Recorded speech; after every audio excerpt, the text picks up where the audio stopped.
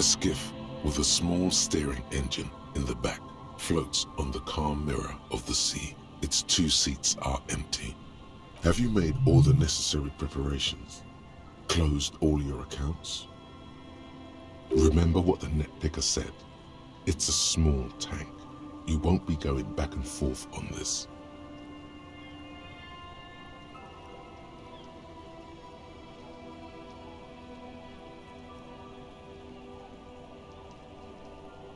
What?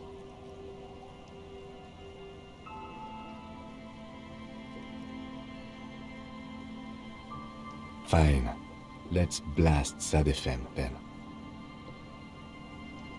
SAD FM is a radio station specializing in sad, slow rock songs. You seem to know its frequency by heart.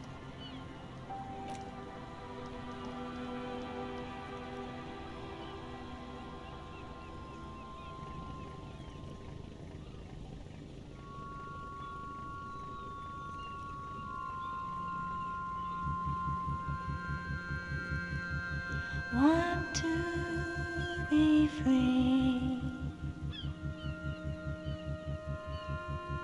Want to be free.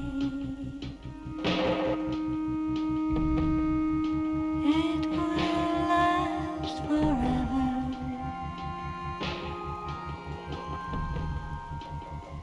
Eternally.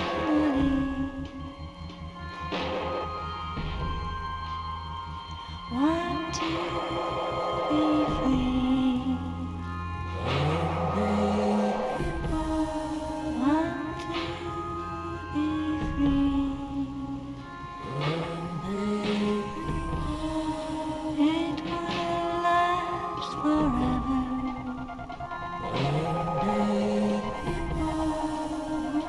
Eternally.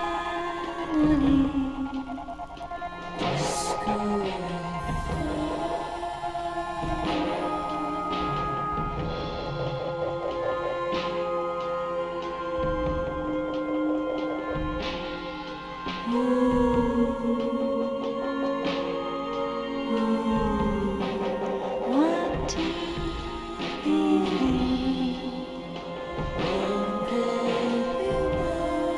Want to be free. It will last forever.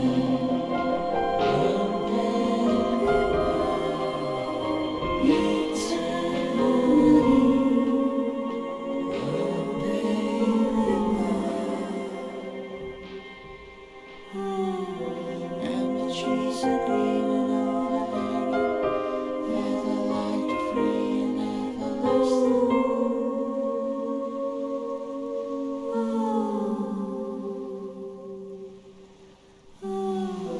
And the trees are green and overhanging, never light free and everlasting.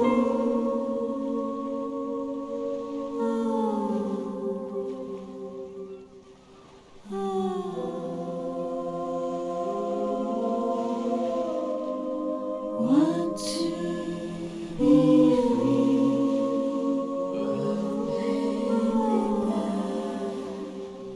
Eternally.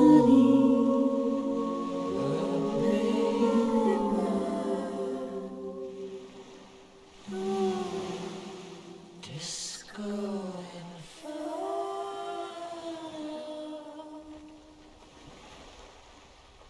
The boat comes to a slow stop. The lieutenant turns the engine off. Then there's silence. Let's go.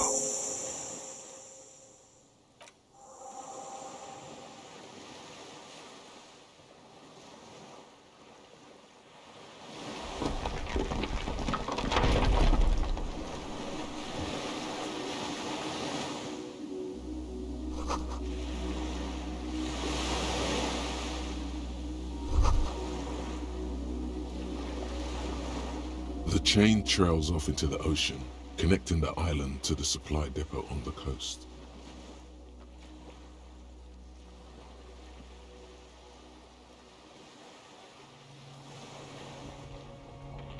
Ah, Yes, so it seems. For bringing munitions to the island, maybe? And supplies? You could also lock the bay when you raise the chain. As a defensive measure, lock it off that side of the bay. From enemies. Enemies of the commune of Revachol. This sea fort was a revolutionary fortification, I believe. Technically, no, it doesn't.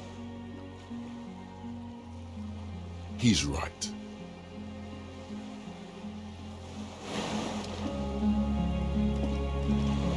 The skiff is swaying on the waves by the dock.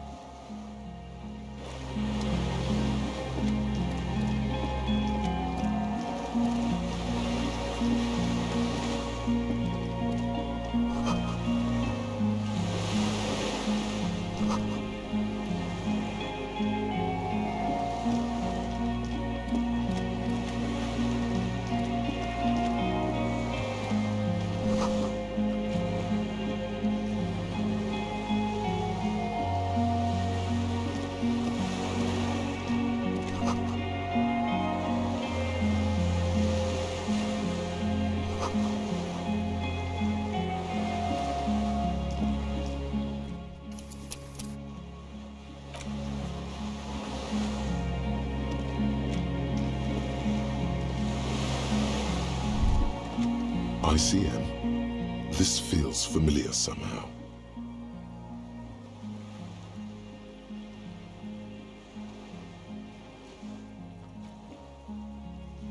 No, an upside-down star. With its horns in the sky, the symbol of the commune. Insulindian Citizens Militia. It's the official name of the Communards Army, the black and white army of the revolution. Sounds an awful lot like. It does. The RCM may descend from the ICM. It's impossible to say. It was chaos after the war. The name was good for getting people to join us. Revachol West was mostly workers and criminals. Nice political thoughts rush through your neocortex. It's going to be hard to say them. Carrying around all that weight on a busted crutch is making you pant.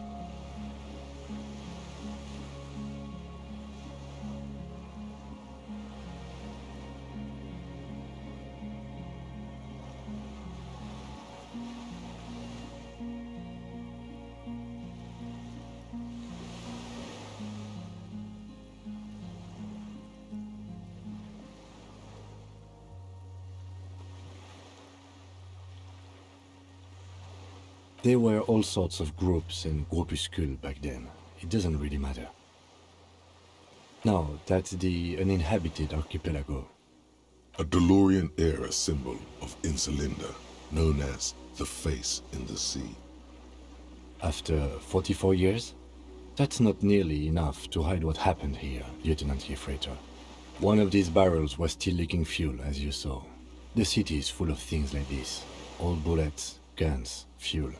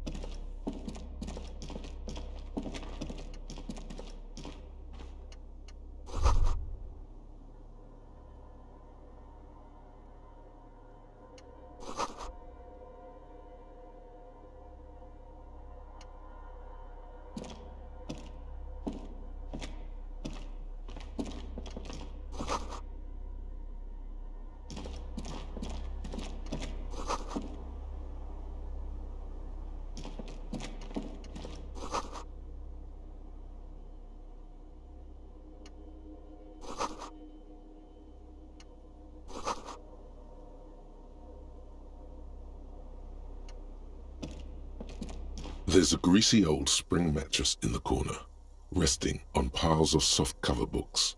White linen and a pillow are visible under a worn-out caracal blanket. Someone has been squatting here. The linen is fresh, recently washed. A flash of pain interrupts you, making you wince instead of letting the words out. You know, officer, you can rest here if you are feeling tired. I will keep watch. You could use some rest for what's ahead. Yes, anytime. If you need a rest later, it's okay by me. You don't have to be a hero.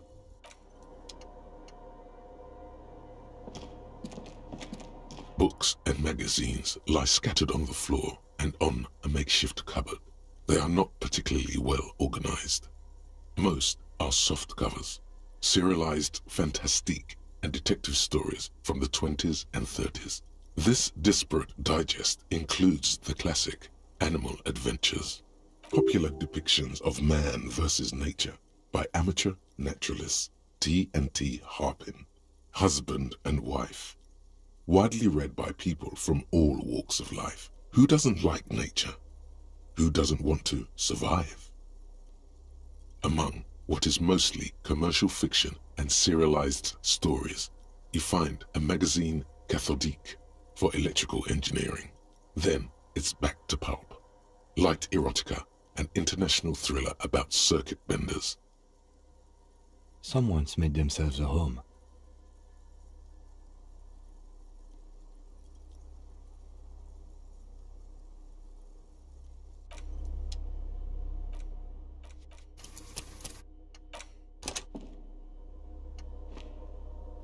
Soft covers, serialized, not that you can...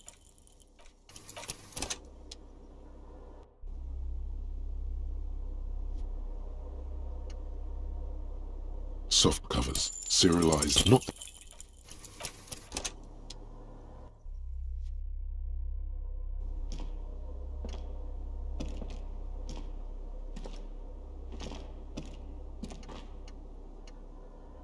Soft covers, serialized, not...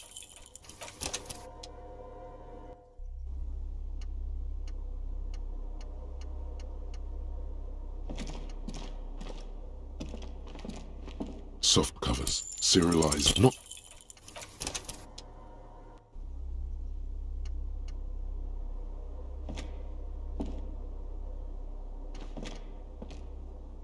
Soft covers, serialized... Ooh, yeah. I agree. Humanitarian sciences. It stands out. Not a lot of critical theory around in Ravachol West.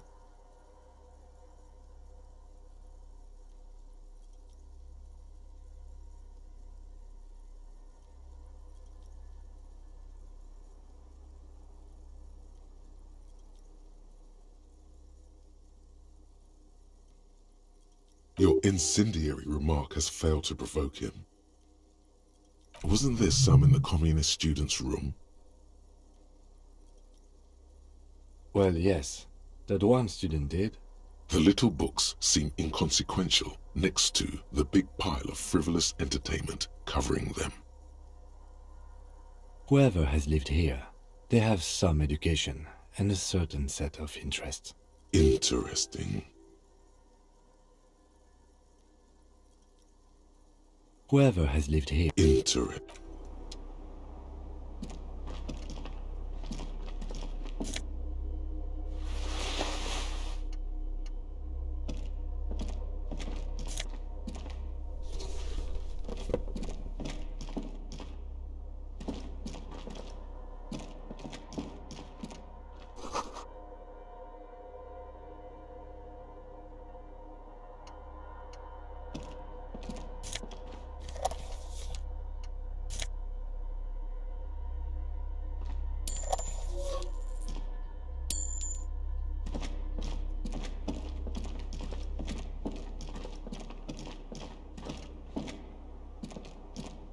An old cylindrical generator is nested above the ammo lift, with makeshift electrical wiring running out of its side and across the floor. The cables disappear into the wall to your right. The lieutenant puts his hand on the metal barrel, checking for warmth. It's cold now, but someone has been maintaining it. The wiring has been repaired. Downstairs, somewhere? Liquid carbon. I would imagine it takes mazout. The kind that's favored by vagrants and fuel thieves. It's been a long winter. The lieutenant pauses. Something seems to be pecking at the edge of his concentration. He gives you a sideways look before adding, Long and cold. a hollow ring. The canister is empty. Dust falls from the generator and down into the ammo lift. I don't know. I'm not a philosopher. Someone with basic electrical skills has restored it in order to keep the room warm. Maybe it's the fire guy. The wind outside picks up suddenly with a faint howl. Inside, it's warm.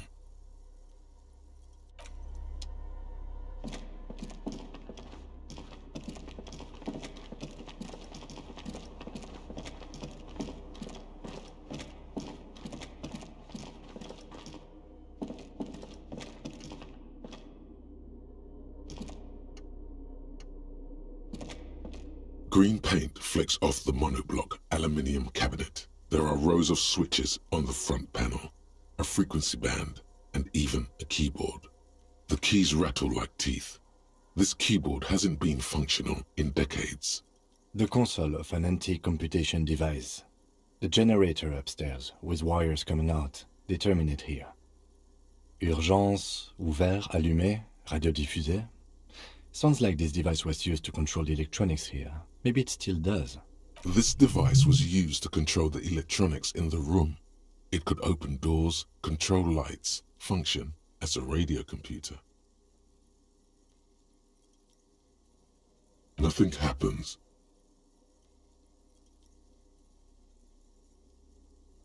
The dial slides under the glass. Silently, you make out defunct stations on the UKV frequency. The words, Feld Insula, are written on the band. Insular.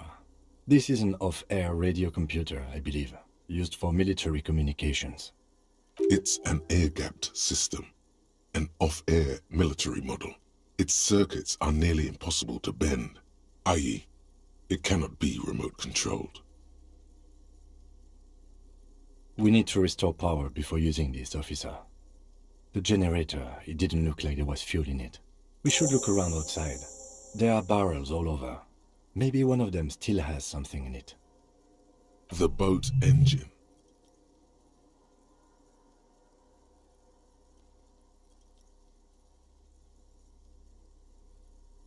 My kinema. I don't want to do that. Let's just look around. The consul stands by, mutely. Urgence, ouvert, reads a dial key.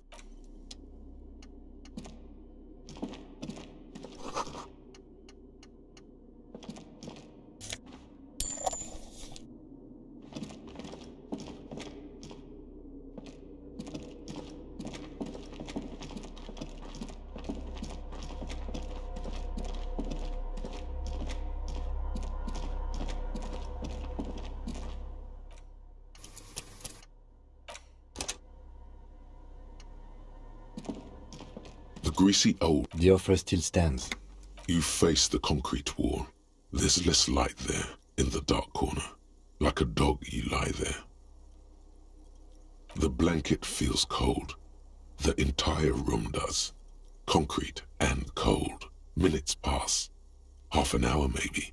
The sounds of the sea beyond grow distant. Your eyelids close until you feel yourself standing up in the darkness, right next to the mattress. Slowly, the world begins to hatch from the blackness. It's evening. Sleep.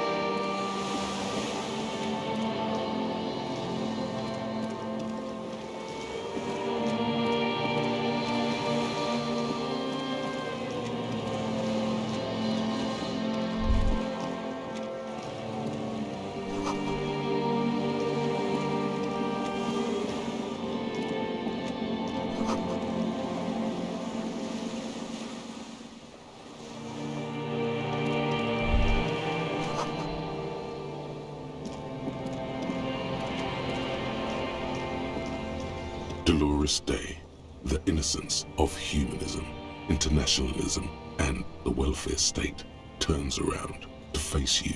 She has an airship airbag in her hand. She seems to be in a hurry. Off to advise the Queen of Shest, most likely. This is the Holy Suzerain of Mwindi and Insulinda. Definitely not your wife. You need to talk to her. Think of the historical knowledge you could glean. I don't know, man. What is the Holy Suzerain doing here? Something seems off. Very off. Just let her go. Listen to me for once. Just my scepter, my globe cruciger, a spare silk gown, a toothbrush, travel documents, the crown of immortality. Oh, this. This is just a wreath. The crown of immortality is made of rarefied light, mana and raw palladium. It was passed on to me by the rulers of late antiquity. She looks at the suitcase, not knowing what more to say.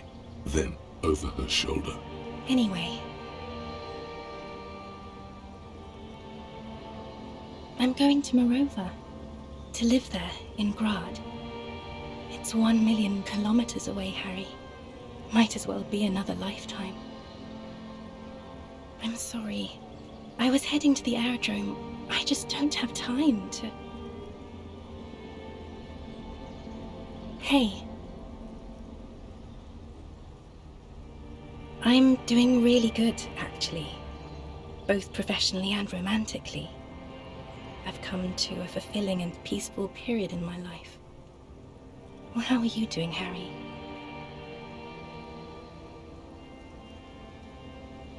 God, Harry. You have to take care of yourself. You're not a young man anymore. If you keep... No, Harry. No. I don't want a massive, epic showdown. I want to go to the aerodrome. I have tickets for the 10:20 flight to Morova. We don't have anything to talk about anymore.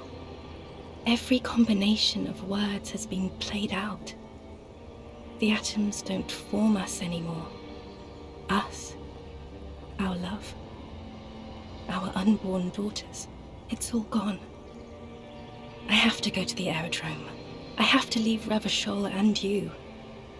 And you have to be alone. In hell. Forever. That's just the way it is. Oh God, whatever you do, don't try to kiss her yet. Not after that. You're still reeling. You'll fall over if you try now.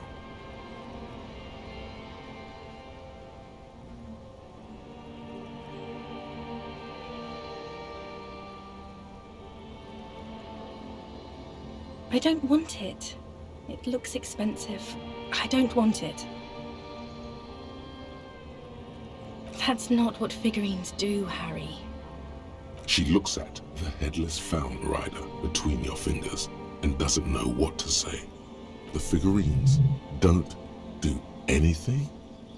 Anything at all? But I thought the historic figure she had. Yes, I thought it would be good. No, please. Please don't give me anything. Harry, I don't want things. I want to go to the aerodrome. I didn't ask for things. It's too late to give me anything. I would have liked these things a long time ago. The headless Fallen Rider especially. But now, only boring hell remains.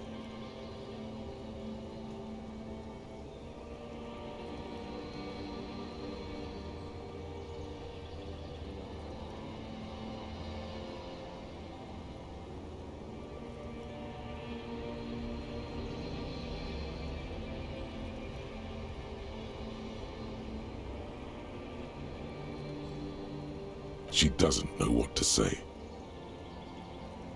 Yes, okay. I'm glad.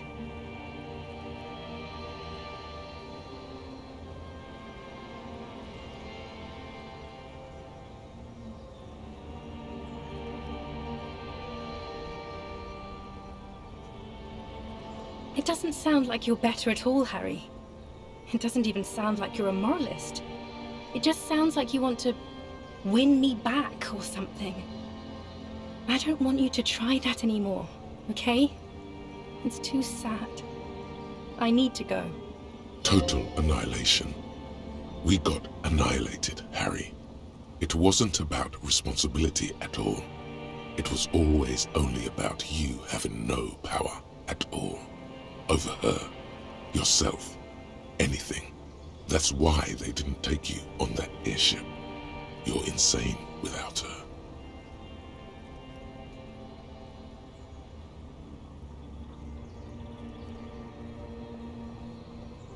We both said a lot of things. We were very young. It was her. I can feel it.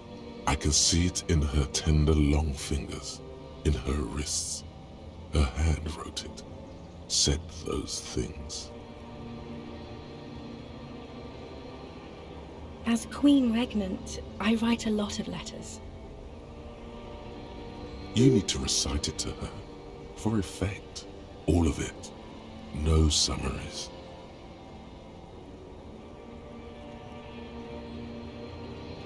Please, Harry, I just don't have time for this.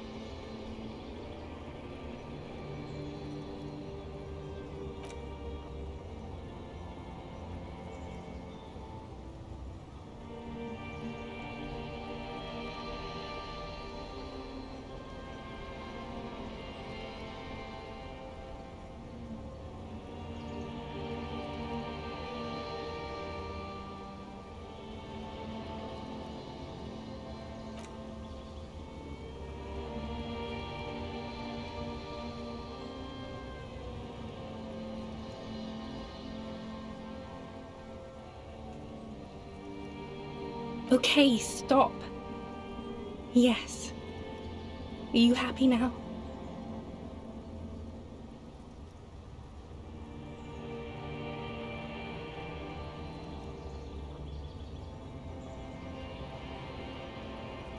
Very well. I wrote it. It was morning. You slept. There was hoarfrost on the ground when I left, on Voyager Road. It was autumn. The first autumn. But Harry, please understand, it was 1,000,000 years ago. No, it was 100 million years ago. I was someone else then, filled to the brim with love for you, hanging on your every word. Oh, Harry, you were the coolest. But I am no longer that person. This has taken her place. It will devour you. Harry, I will eat your mind.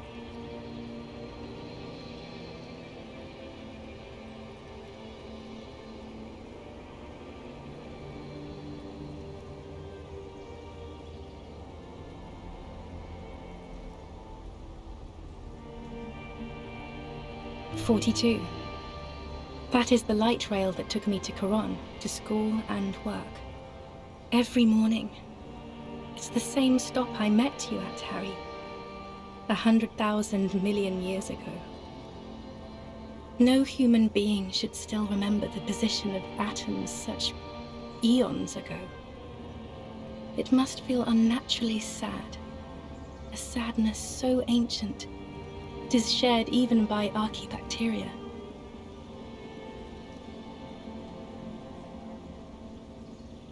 The coolest, with your leather jacket and your boot-cut pants, smoking in the bus stop. I wanted you to be the rest of my life that day. And you were. Some of it, at least. You were my first kiss, my first time to have sex, the first and worst time I fell in love. I will always have that with me, it's a fact. But that is all it is. It's like a ticket stub, Harry. It doesn't do anything anymore. Yes, let's talk about that too. Let's bring it up, the zoo. In Le Jardin, the day we went east of the river, To the aquarium first. I was sad about my mother. I don't even know why. The shimmer of the fish tank on my face. The octopuses. It was just a day then, but to think.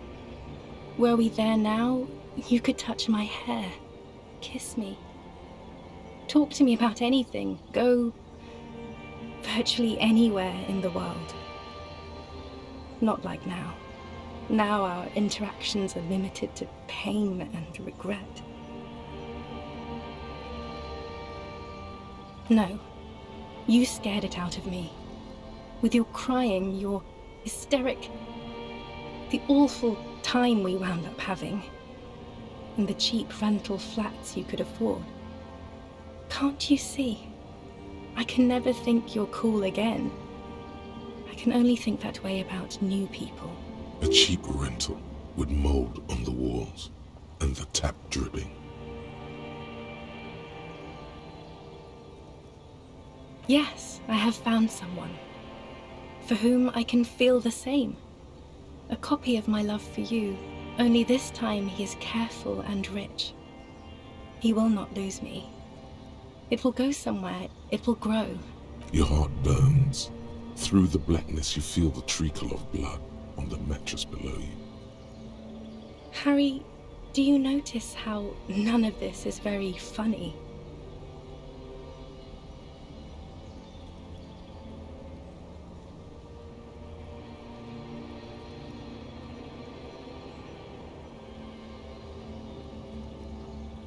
She smiles mysteriously, looking east, then turns her gaze back to you. The smile is gone. No, can't you? A cheap rental. Yes. Your heart. Harry, do you notice? Stop laughing like that, please. It's scary. No, can't you? A cheap rent. Yes. Your heart. Harry, do you know? I hate being that. I don't want to be anything for you.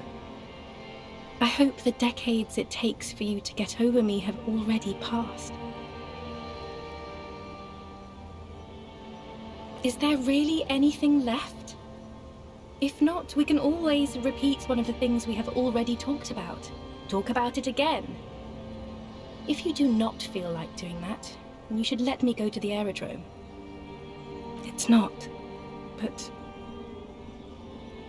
I don't know why I said but. There is no but. That's it, yes. We've talked about it a million times. You will get over it, just like I did. People do. Things will get good for you again. Where in hell? Stop. You're only making it worse for him. You never help with anything.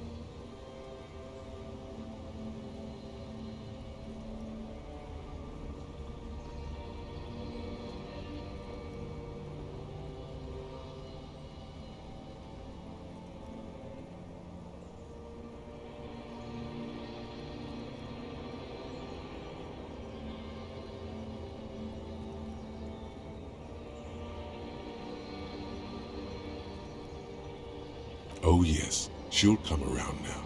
I made her love you again, Harry. Are you stupid? She's about to say something. Here it comes. She's starting to love him again. Her innocence, Dolores Day, fiddles with the handle of her airport bag. She has a pained expression on her face. It's agonizing. See? She isn't saying anything. I don't understand. It was... she herself said. We were bad for each other, okay? I was bad for you. Can you not see? I'm bad. I had to stop. I couldn't just turn into a bad person. You will get better. It just takes some time. For you, I think it will take something like 20 years, maybe? It was hard for me too, you know? I used to think I couldn't live without you.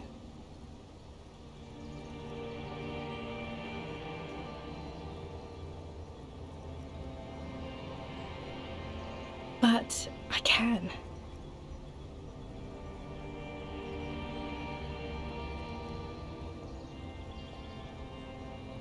Yes. But that time is gone now. So very gone. Yes. It only took me 1 year, maybe 2. Phew.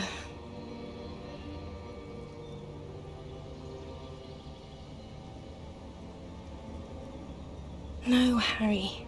We can't. We already tried again, and it didn't work. Is that how it is now? We should just try all good things twice and then give up. By that logic. Not you too.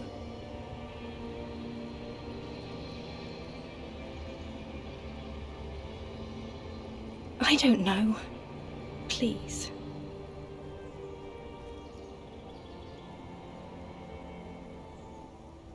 Harry, we can't be together because you're insane.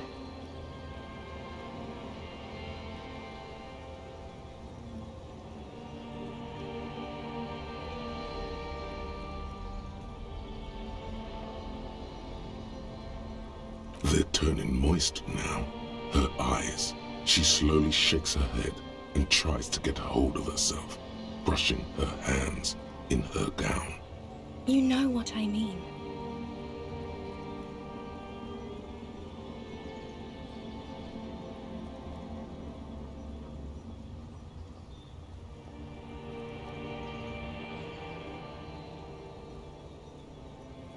A cop. You've worked there for so long you can't even talk like a normal person anymore. It's always lists with you. Questions. Questions? Did someone say questions?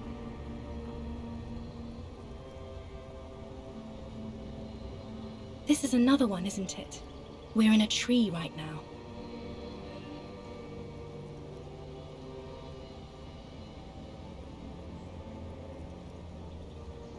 In descending order, usually. It's best to do them like that. It's not just the lists or trees or whatever. You get sad, Harry. Too sad. People can't get that sad. It's impossible to watch. Other people get sad too, but not like you. You stay down for too long. You only communicated with encyclopedic trivia. I was so alone. In conclusion, you're ill. You're an old, insane man. And you have to be in hell until the end of your life. And I have to go to Morova. I don't know what you mean. Dolores Day.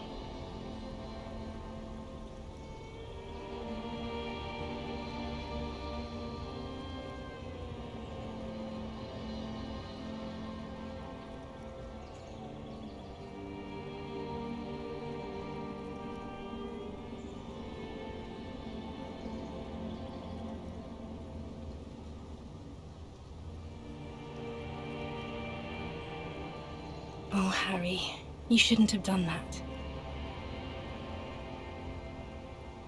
Call me like that.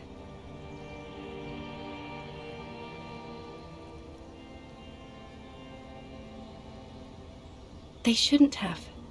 They really shouldn't. I was in Morova already. Safe. In the warmth of the night.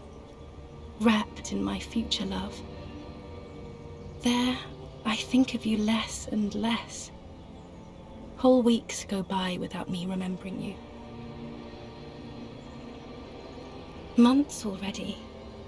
Soon it will be years without the hurt. I sit there in Morova, in the holy gratitude of my bliss. I put my hand on my belly and smile.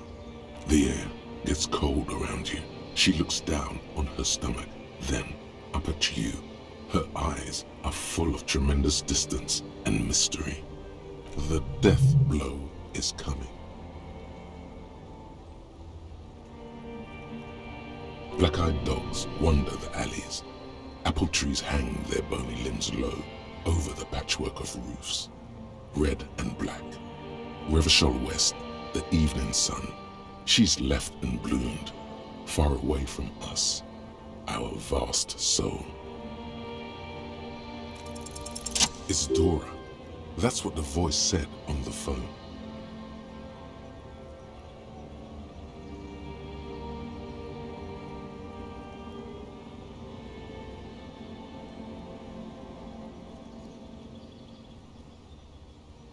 Dubois, yes, Dora Dubois.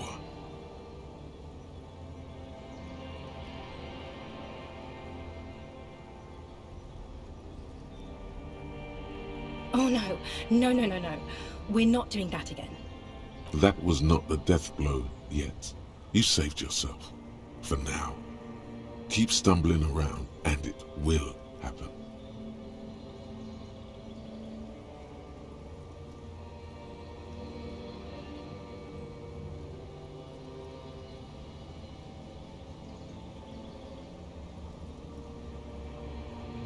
The morning?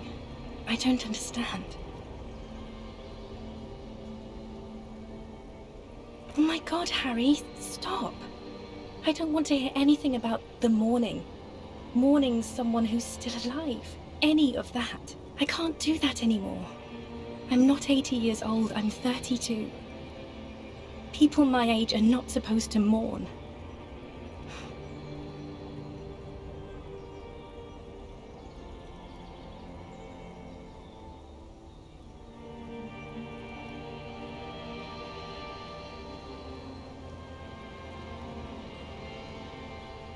Wasn't I Dolores Day just a second ago? Now I'm the X thing? You're confusing me. Look, I have to be at the Lausanne Aerodrome at 10:20 p.m. I still have a light rail to catch. I haven't even bought the tickets yet.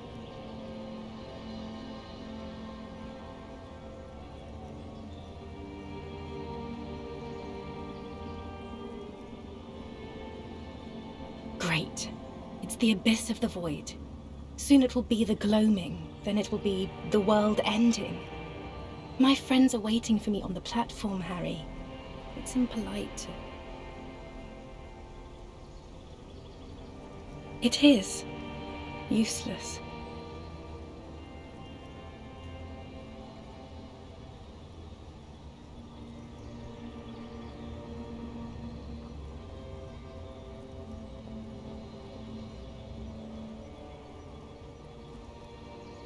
You don't have to hate the world. Can't you see how kind and beautiful everything is? I don't have time to deal with your pessimism. There are so many people at the stop at this hour. They're all going to the aerodrome.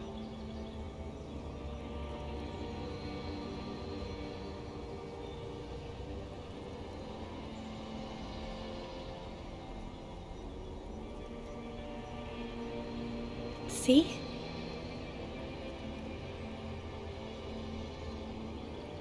Yes, Harry, I am. Things have gotten much better for me, now that I am the ruler of the known world. Oh God, it's already so late. I have to go, Harry.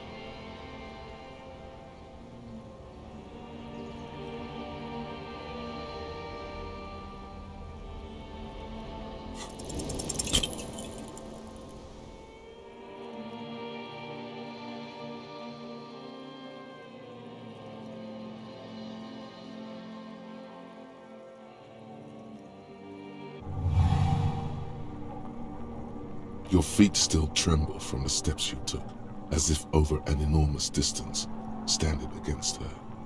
Her body close to you, radiating more. With your eyes closed, you move your lips on her mouth. She is not kissing you back.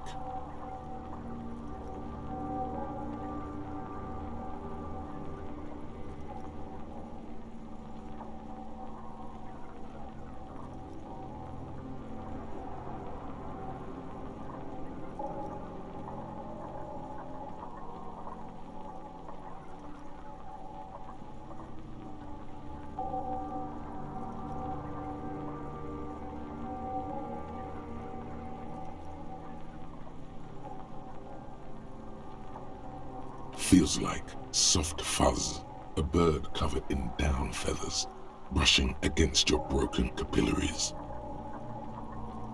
the world's most precious material, reserved for those she lets close enough to feel it. You are stealing a touch. It's not yours to take. This was not about failure or success. This was always going to be horror. I should not have suggested it, and you should not have listened to me. Her chest rising like a pillow, warm exhalations against the side of your mouth, her tender soul moving through her lungs. The delicate wreath on her forehead pressing into your temple, the silver is cold from the spring evening air. Her hand does not return the grip. Her body is rigid. A current of unease courses through it. Distrust. For you. The curve of her spine, her shoulders hunched. She keeps herself stiff, her center guarded from your motions, unresponsive to your guidance. Nothing, just pillows against you. Unresponsive, but for the taste of apricots. The moment is ending. She is going to move her face away from yours.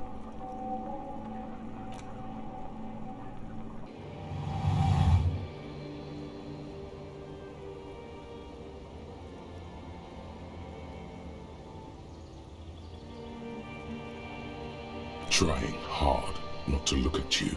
When she withdrew and you held on to her hand, she tried not to look at your face and see the expression there. Brother, you should put me in front of a firing squad. I have no words for how I failed you.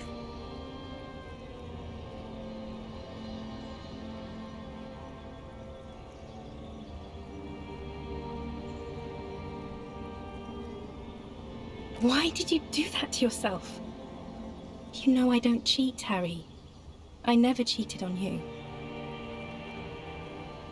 She breathes out heavily, as if something painful has passed through her, and shakes her head.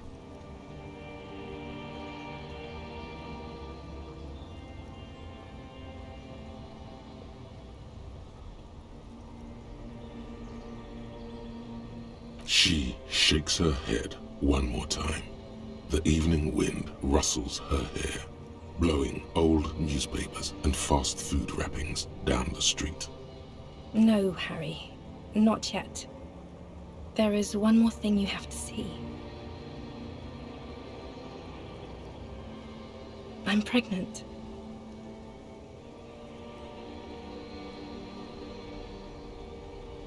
Of course not. I terminated yours. Don't you remember? You poor fuck. Poverty-stricken fuck. Now, go ahead. Ask me more questions. Let's talk about something else. More questions. Ask more. That is very contested by modern historians. Very contested. You're only saying this because things didn't work out between us. I have to go to the aerodrome now. I don't have time to defend myself from these accusations.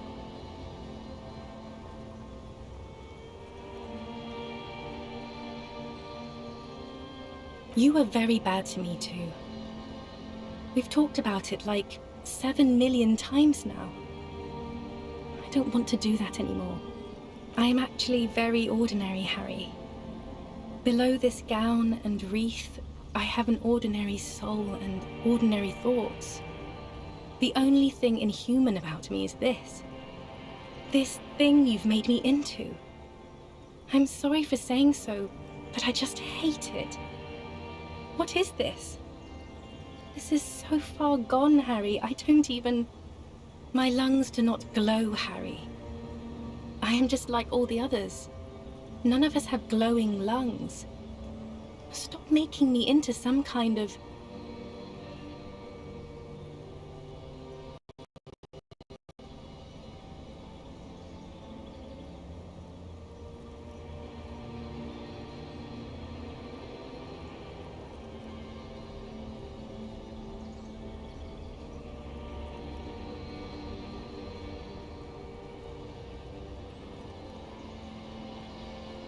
It is. And it's making me late for my beautiful, beautiful flight to Morova. Far, far away from you and Revachol. All the roads will miss her footsteps when she's gone from here. I have to, Harry. Really, I've already missed the 8:30. I'm gonna go now. Lies, sire. She cannot but love you. She has said so 100 times.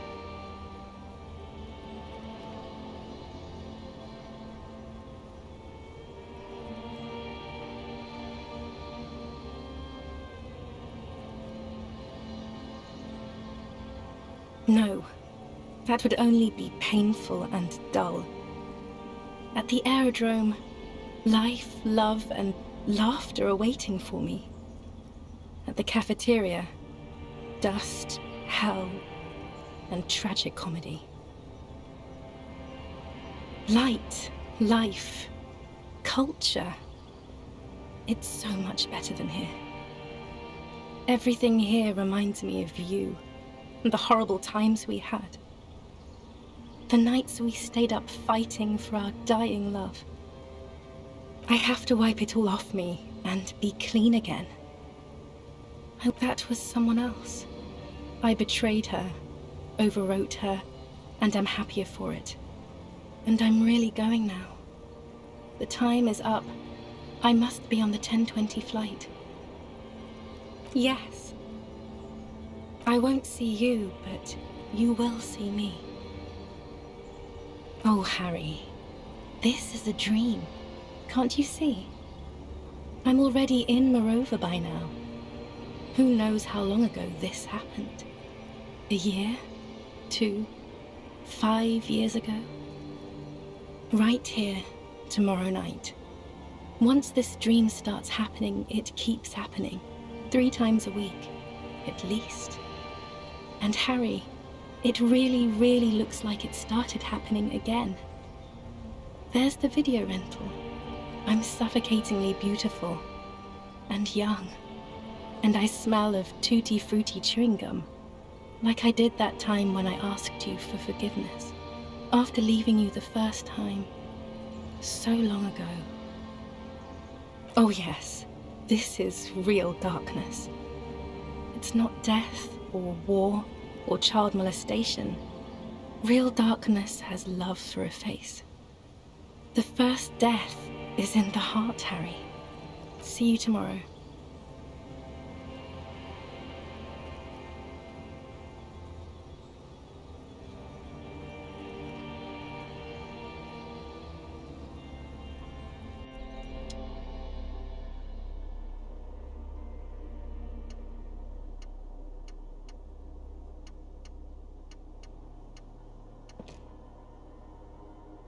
You're up quick. How was your sleep?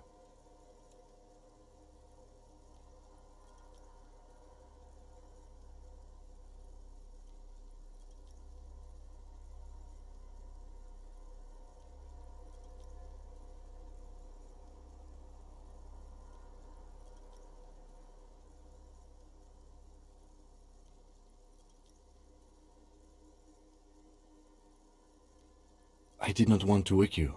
Perhaps I should have? Was it a job dream? The lieutenant nods sullenly.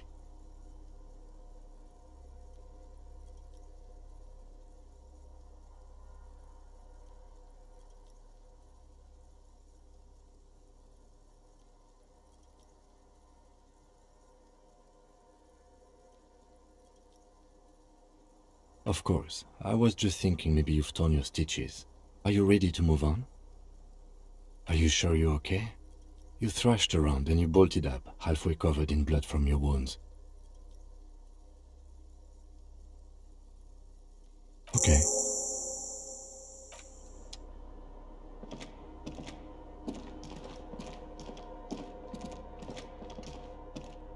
You see a small metal door nested inside a larger one. A heavy steel blast door. Another part of the island, probably. The lock looks like it could still be usable. Maybe this is one of the doors we don't open? He's right. It would be better to open its big brother. A powerful engine hangs under the ceiling. It must control the blast door.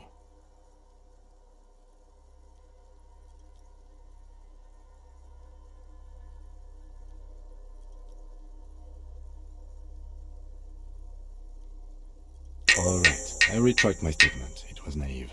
Let's look around and get it open. The heavy metal door stands as it.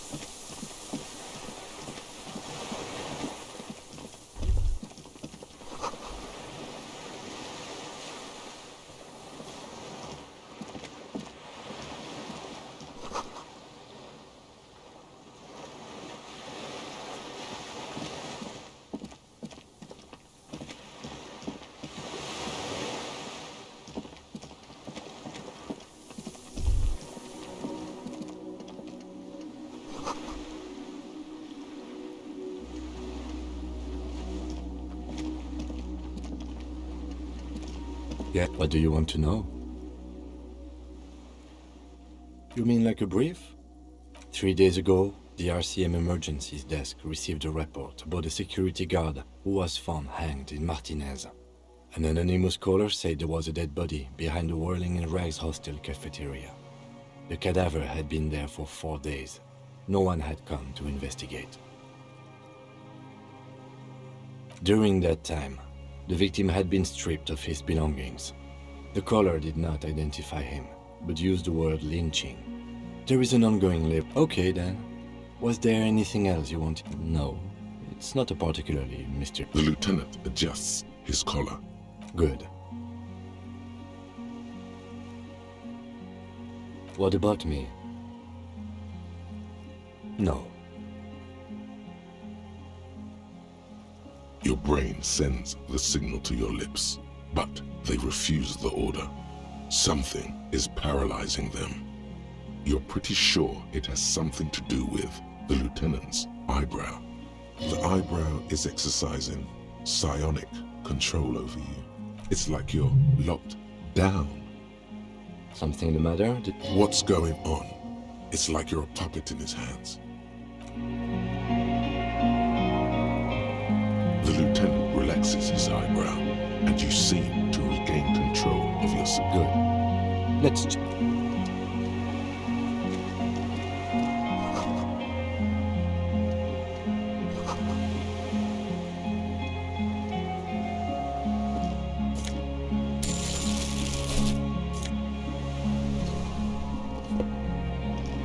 There's a rain-soaked mattress on a concrete slab, only half covered by the crumbling roof. At the head of it, double embrasures, firing slits like two eyes in the wall. B triple prime. This looks like a good place to shoot from. A single-person mattress, modern, civilian use. Brand name, Marjorie. There's a fuel stain on the cover, along with cigarette burns. A good place to hide. Cozy. Relatively safe from the rain. There's a firing slit in the wall in front of you, like a little window.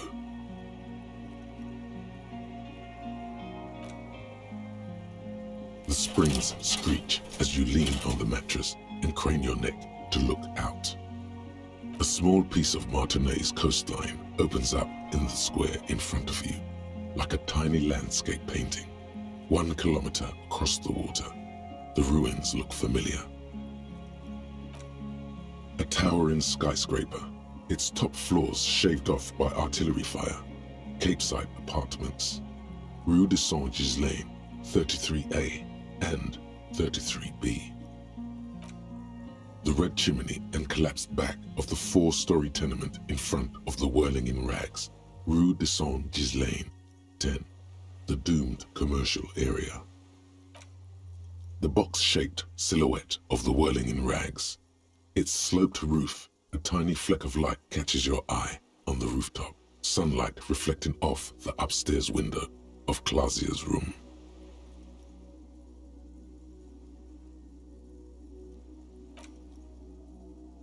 What does that mean?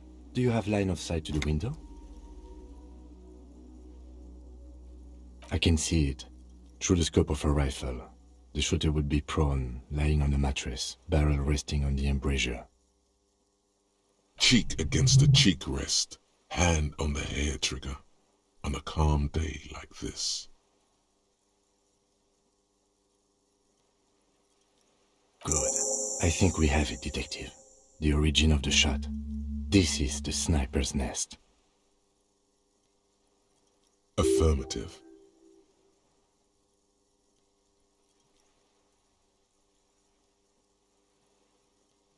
It's only moderately effective cop work until we have the weapon. It will not be, how do you say it, booyah, until we have that. Where?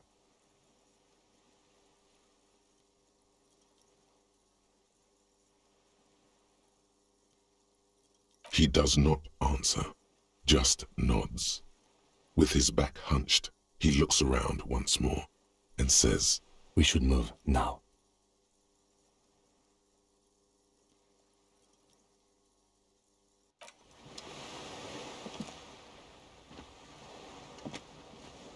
There's a rain-soaked B triple prime.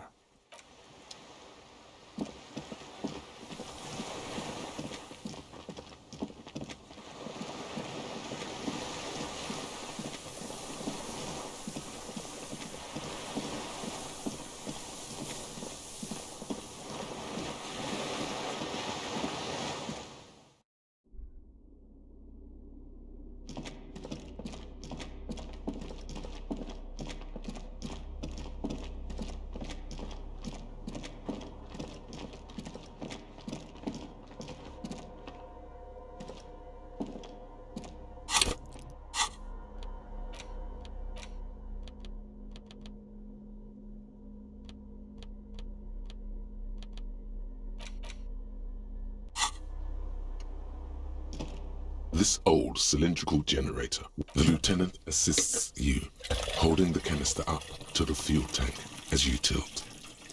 Dark brown, viscous fluid pours out, and the room fills with a chemical smell. There's a red starter switch on the side of the cylinder and a start rope on the other side. The recoil start wakes the old generator up. The machine sputters like an old warhorse before settling down to a rattle. That should do it.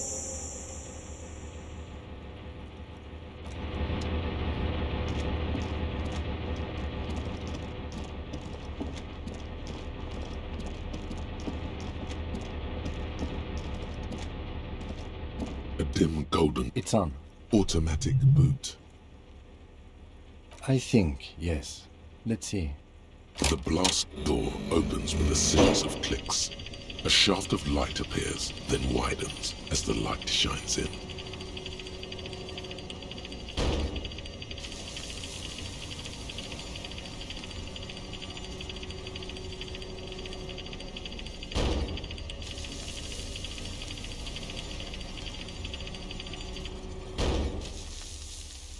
After you.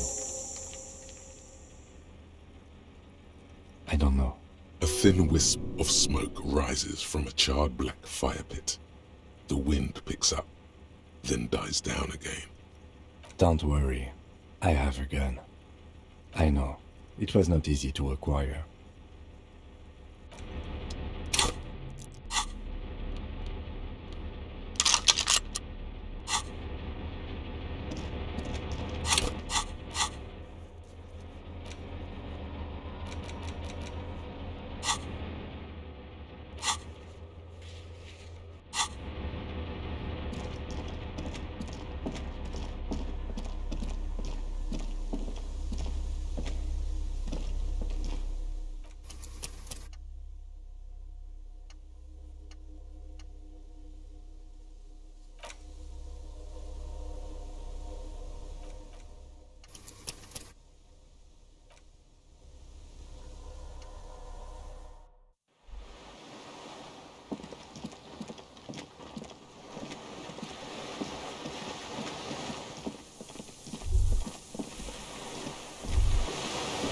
Yes?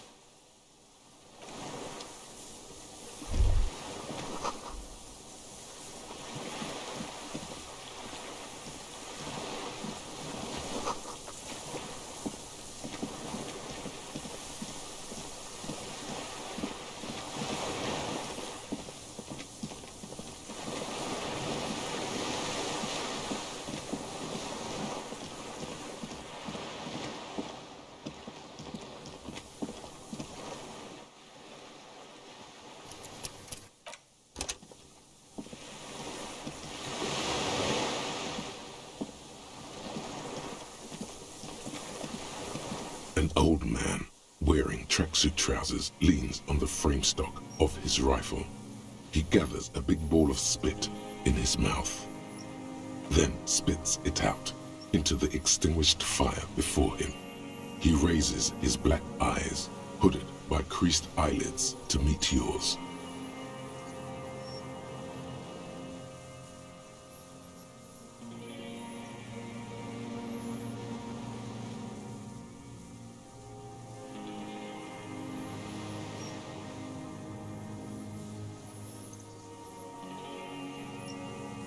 The what now?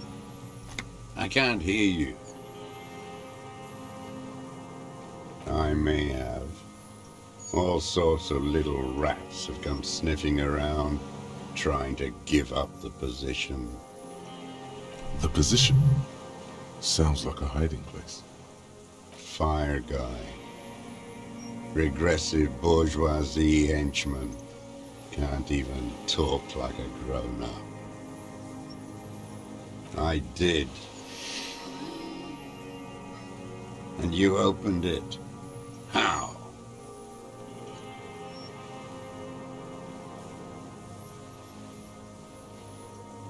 I should have burned that console down. Reactionary rock and roll music. Playing on the water. Told you we shouldn't play sad FM.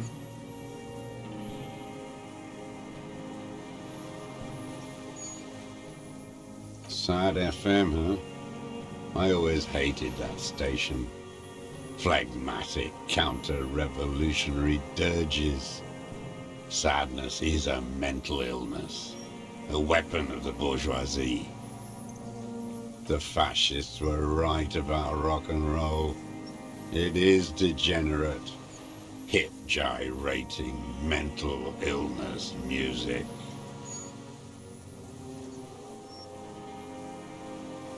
It's not nice. It's a piece of shit. But it gets the job done. It's a 3-Angong 446. Southeast Samaran made, exotic, must be defunct too. No modern rifle manufacturer of that name springs to mind. A Samaran rifle. How did you get hold of one? It was sent to us by our brothers in the Sinyao commune. Military aid. It has stayed true to him. He can still make it sing.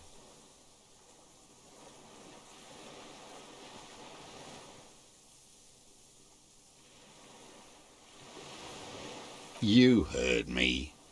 It's good now, like chalk wiped from the board. He's right. Almost no one remembers there was a third metastasis of the world revolution in the Safre Empire, extinguished in '06. They wouldn't like hearing their name in your mouth. Damn dog. Yes, I bet you've killed a lot of people with it. You fascist fuck. Have you come to make me one of them? We have come to ask you questions, nothing more. If you do not comply, we will take you in. Do you understand?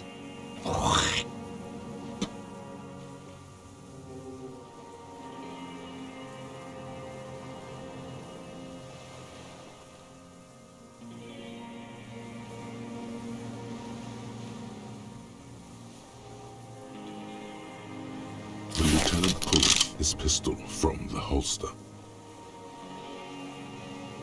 You are a glorified night watchman. This is a service rifle. I can only lay it down before an enemy commander of corresponding rank.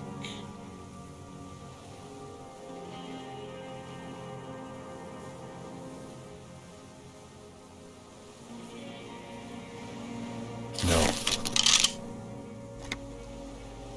Put it down now, sir. Or you're gonna blow my brains out before you question me. To hell with it. It's a walking stick anyway. It's out of bullets.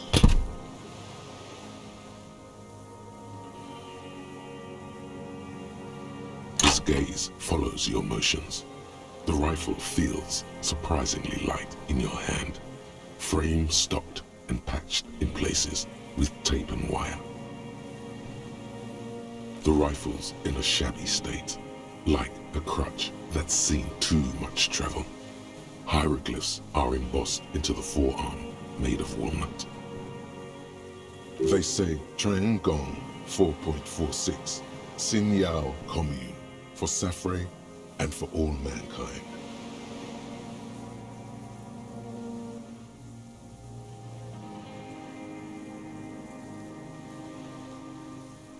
What does it say? That's what the little guys told us. Every day at 4 o'clock in the morning, they go on and on about their Safri, their mankind, and Mazov. Those men were commandos. They weren't shit on a stick like us. They were small and... On the butt, you see Vespertine writing, burnt into the wood. Triangong 4.46mm, made in Sinyao. The rifle's in a shabby. They say Triangong 4.46. This is the Vulgate Seraïs. You can barely intuit. On the butt, you see Vespertine. Worn. Personalized even. Looks like this weapon has seen a lot of use, hasn't it, sir? No response from the old man. The plastic cape around his shoulders rustles in a small bout of wind.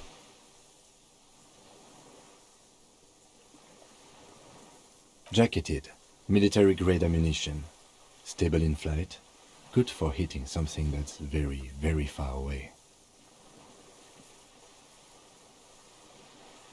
The old man keeps following your motion with his gaze. His right arm twitches suddenly. This looked very much like the murder weapon. It could be used against him to get a confession in time. My name is Josef Lilianovich Dross, Political Commissar of the 114th Anti-Aircraft Division of the 4th Army of the Commune of Revachol. I am a deserter, a partisan, and a prisoner of war. This is my termless surrender. The commune of Revachol? Do you mean the ICM? You're a holdover from the... From the Insular Indian Citizens Militia, the army of the revolution. I was recruited in Jamrock in '07, trained in the École de Contrôle Orient, and consigned to emergency defense duties in '08.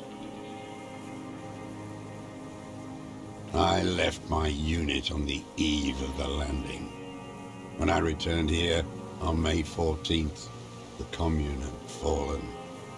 Still armed and ideologically trained, I wrote a criticism of myself and resumed partisan duties. 51 minus 8 equals 43.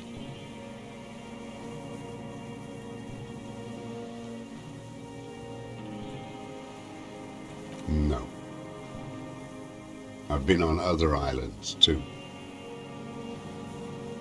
I was an Resurrection until they turned it into a spa in '18. Then I was an E-48, a nameless sound, until the sea washed over it. Then I came back here. That was 22 years ago.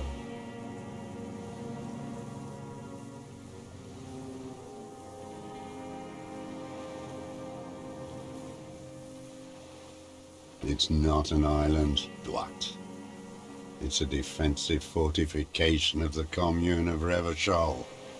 And I am its last surviving defender. The congenitally deformed King Philip II built it to restrict access to the Bay of Revachol. We captured it in '02. Retrofitted the fort with an AA gun to defend against an airborne landing.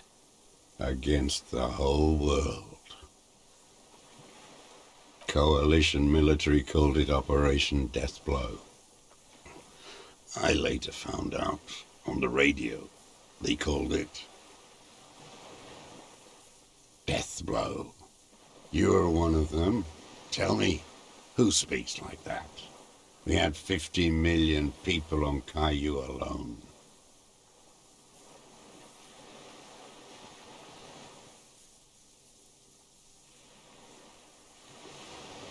You don't know. You haven't seen it. Iblis. The black-eyed angel. 43 years and 10 months. It's not how a human being should live. But I had to. I couldn't just forget. I couldn't just forget what I saw. He just couldn't. He nods. But he can now. What have you been doing during all this time? Hiding, fishing, waiting. Where the afternoon grows late, on Rue de Saint-Ghislain, people walk home. Street lights will soon be lit. Further inland, the streets are alive with workers, men, women, children, street hawks and migrant laborers.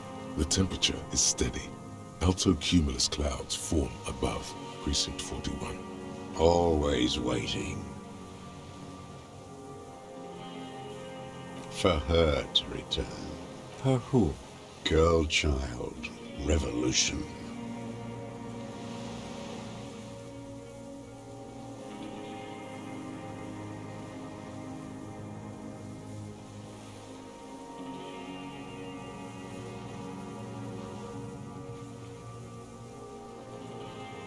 They have you. The material base for an uprising has eroded.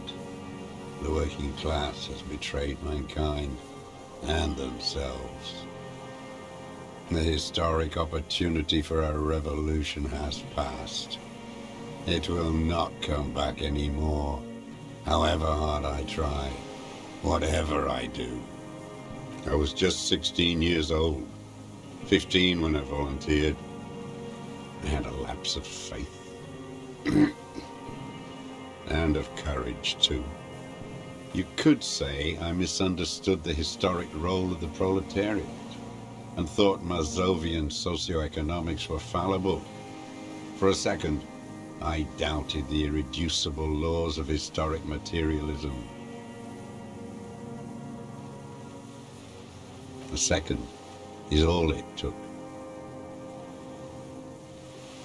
for reaction to take hold. It's the same thing. You haven't seen it. Not really. Not naked. It's impossible not to be afraid. And this was when? May the 13th, 08, 44 years ago. The horizon was black with coalition airships. Their petroleum rose to the sky, and it looked like it formed the clouds, storm clouds. When they started shelling, it was dark magic, the combined might of international capital. All at once, all the greed and terror in the world tore into Revachol. It lifted streets from the ground and turned houses into ghosts. We were in the flak tower, huddled on the floor. The artillery was 80 kilometers away in Ozon, but I knew the commune would fall. We would all be turned into ash. So I said I was going to the map room.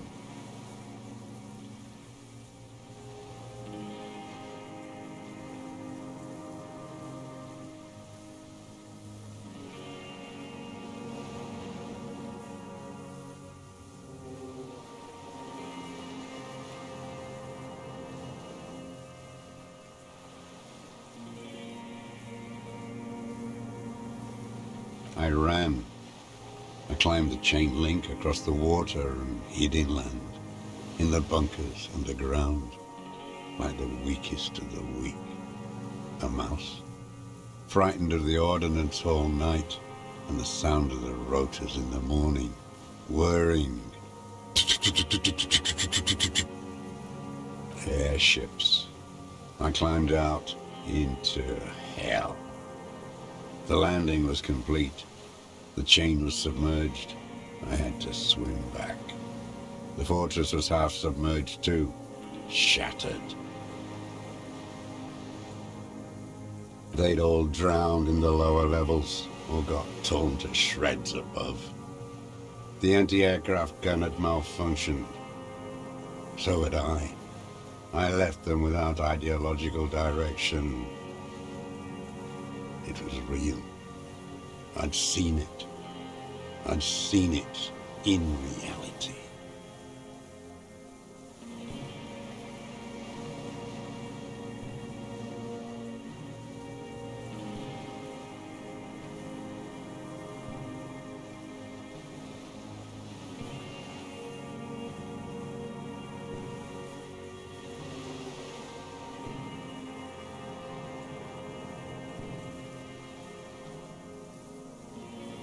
The mask of humanity fall from capital. It has to take it off to kill everyone, everything you love, all the hope and tenderness in the world. It has to take it off just for 1 second to do the deed. And then you see it, as it strangles and beats your friends to death. The sweetest, most courageous people in the world. You see the fear and power in its eyes. Then you know that the bourgeois are not human.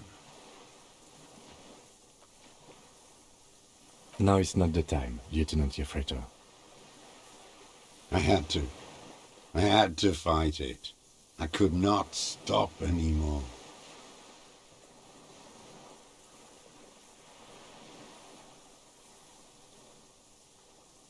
How does anyone survive? I steal supplies, vegetables. I collect rainwater. It's the life of a dog, not a human being.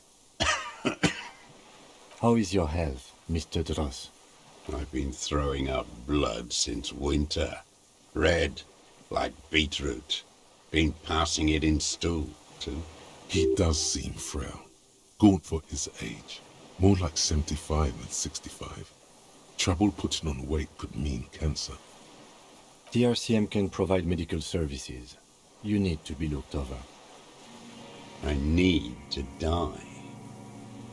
You don't have medical facilities. You have guns. That's all they give you. Toy guns.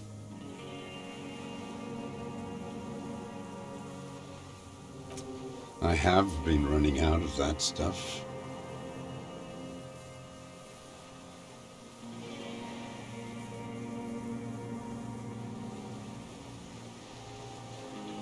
There's nothing to look over. The triage is in, and it's black. Administer morphine. Moribund.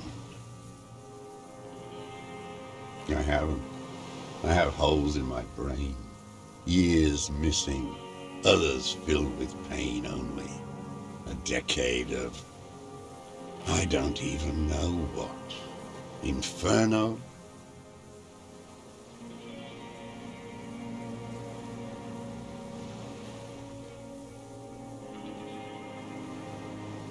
At least you know it. The traders of this city turned the lights back on in the 30s, after the fighting stopped. Ruins, glittering in the dark like a fucking merry-go-round. It's disgusting. It was hard in the 10s. I didn't have partisan training. They were searching for stragglers, those bloodhounds. Floodlights on the water at night. There were posters, campaigns. We communards still hoped, and they needed to snuff that hope out. The East capitulated. Martinez and Cold City were turned to dust. But Jamrock, Forburg, even Coron, and Boogie Street, of course. Those fucking kips had Marsov coursing through their veins. And others too. Some cordons of Revachol was still fighting. There were cells. I tried to contact them. Soon they all went silent. The frequencies dead. At night, I used a dinghy. I only went after dark then. When I got to the city, I stayed underground. Patrols, you lot, the commons too. They'd started snitching. In the city, you move underground? From bunker to bunker. Not anymore. No one cares now. I don't even have to hide. They think I'm another antisocial vagrant. I could walk straight into that town if I wanted. I just...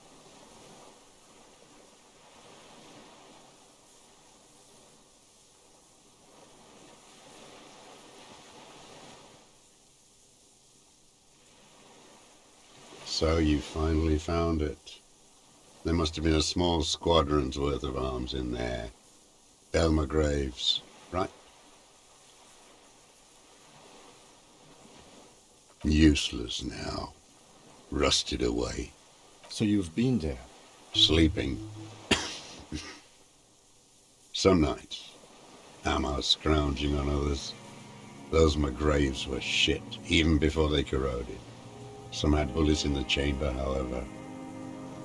You feel the dots connecting. Little dots on the map he's walked across. I don't want to. They're all traitors. Pigs, rabbits, and dogs. Men without ideals are only animals. The propaganda bunker. I used to, but not anymore. Propaganda bunker? They stored leaflets there. Broadcasting equipment, too. Made broadcasts, I think. Propaganda officers. I buried them with their leaflets. They killed themselves. 2 young boys. A lot of our boys did. I spent some winters there. Never liked it. Kept thinking of them. No need to go underground anymore. It's better in the ruins, on the ground. The old man looks across the water, at the city, the ruins, the motorways rising above it. You're with the RCM, the coalition-appointed mob that enforces bourgeois morals in Revachol.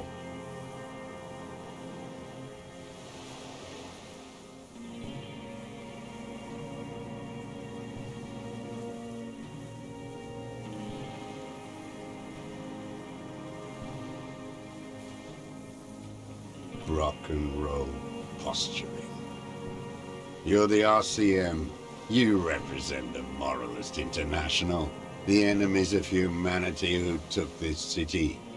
I represent their adversary, le Parti Communiste Insolente. Take me to them as a prisoner of war. I have relinquished my weapon. I can no longer serve. No superiors can relieve me of my duty. You bulldoze them all to a mass grave for trying to free humanity. Rene, the royalist on the coast, said,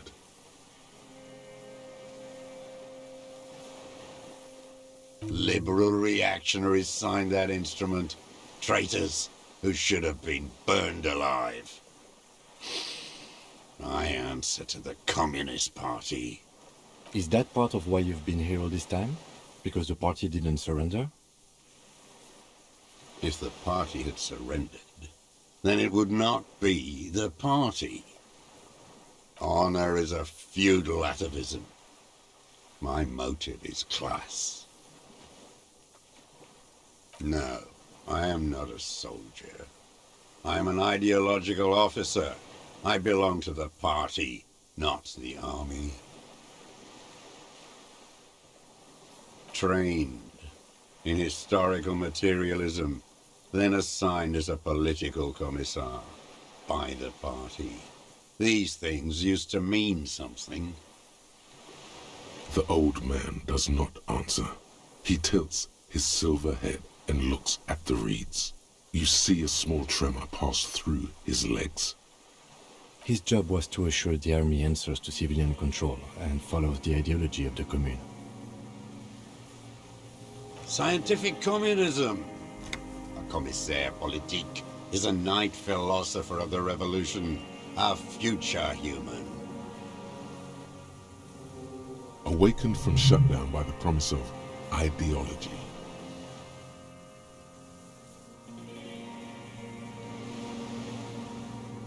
He nods slowly, then another tremor.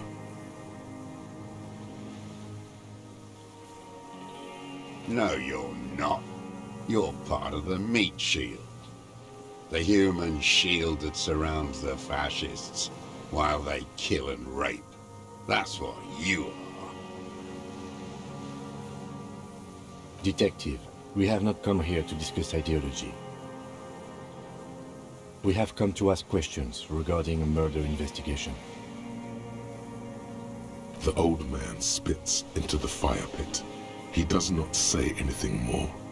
A jitter passes his lower body.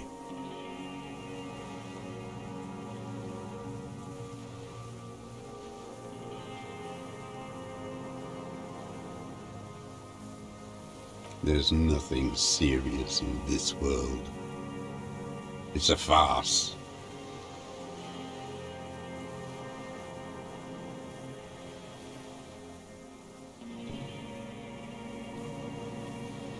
I've used it for killing people.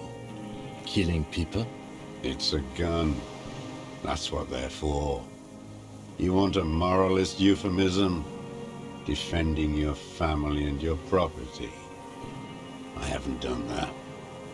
I've used it to kill people. Interesting. During or after the war? There is no after the war. Class war is... So he's continued killing after hostilities ended. Okay. This is it. You can feel it. like battery acid on the tip of your tongue, something you haven't felt in a while. But this is what you live for. This is the shit. The great serotonin jackpot. The solution. Go in straight. No euphemisms. He doesn't like those. No. Be careful now. Slow and steady does it. Make him repeat it first. Don't mess this up. Remember, he wants to tell you. Get personal.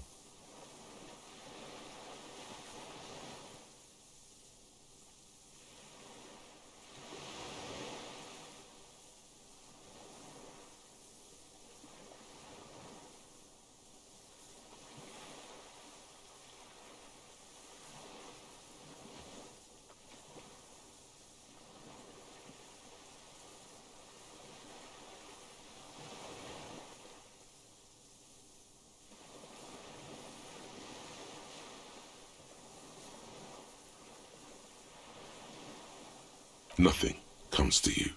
Silence. His black eyes look at you, and in them a chill, like electricity running up your spine, crawling into your skull. All is not as it seems. Detective.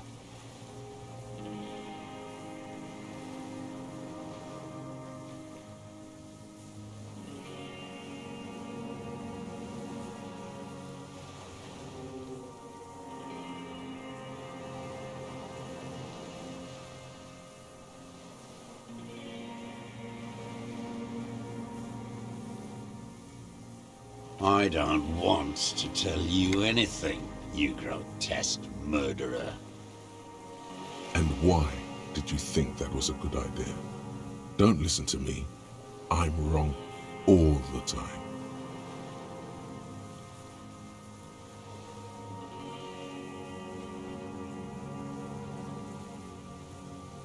What did I just say?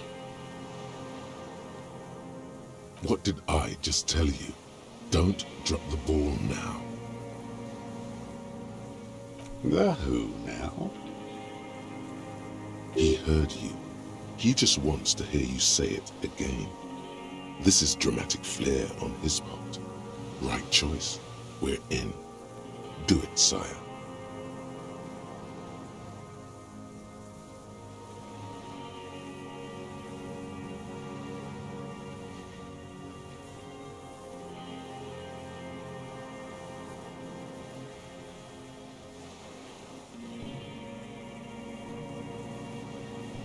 Oh yes, that one. Ugly piece of work, that boy. Did you kill him?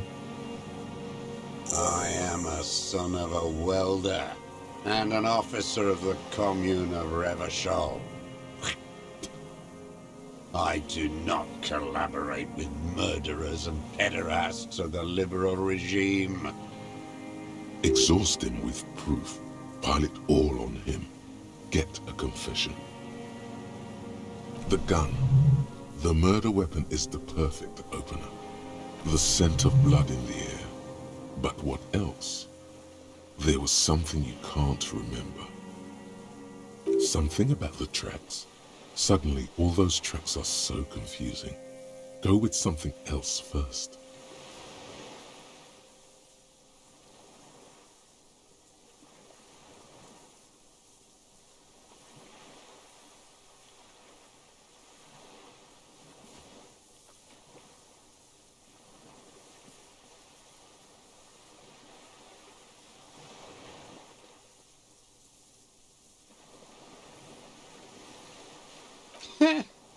Not a lot of guns around that use military-grade ammunition, are there? It's a real gun. Not like your little musketeer pistol. I've seen you prance around with that, jumping hoops for the liberals. You look like imbeciles. Why don't you ask them to give you real weapons?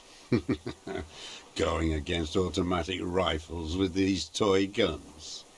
Of course you got those boys killed. Damn, he saw you. He's watched it happen. He would have a good view of the tribunal from here. It's not just empty boasting.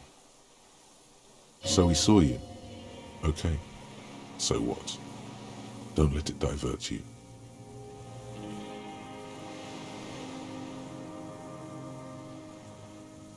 You know what? You're right. I'm convinced this made the shot. Should we call it?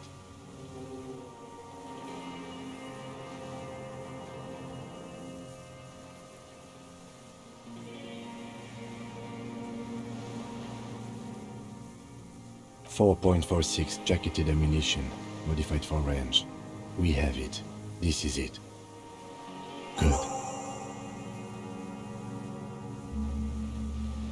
This feels good, doesn't it? Tearing things up like this. When you have the murder weapon, you have the killer. Murder.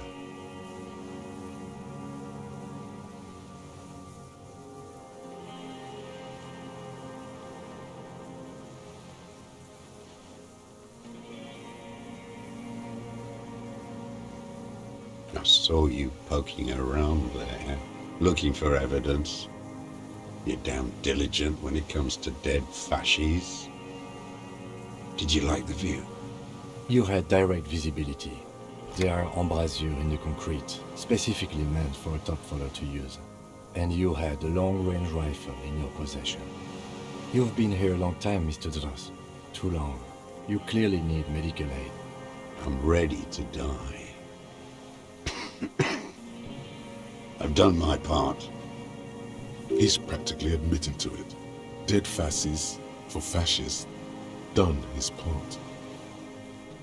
Just one thing remains unclear. The rifle does not seem to have a scope.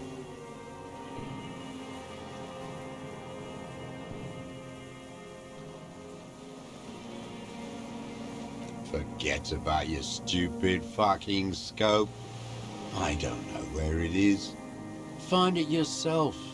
It's your problem now. He lost it. He just doesn't know where it is. Forget it.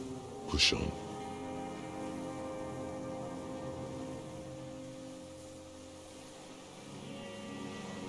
You're sad for your fascia brother, aren't you? One twig got broken. Now the others are sad.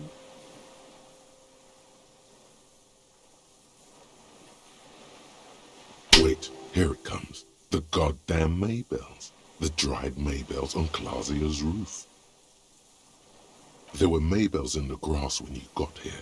They're revolutionary symbols from the war. Wait, don't forget the footprints. The diagonal prints in the dust in the secret space behind Clausia's bedroom. Now, they're gonna come up. You got it. Remember? The boot prints were like no modern soul. Everything is brands with you individualists. Who cares what brand my shoes are? Sansa? Some shit. Show me the soles, please, Mr. Dross. Fucking imbecile.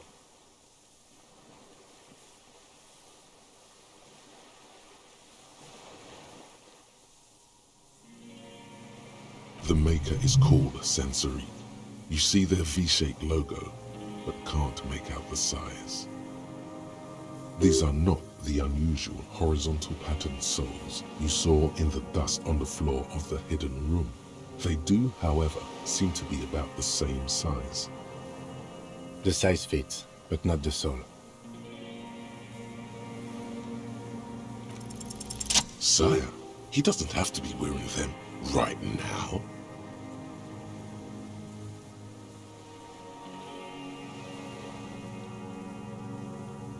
Racking those brains, are you? Desperate to report something back to your masters? They must have really loved that dead fuck. The lieutenant gives you a quick sideways glance and nods to acknowledge. The prints were his. You can see it in those eyes. He can't keep them from flickering, looking for something.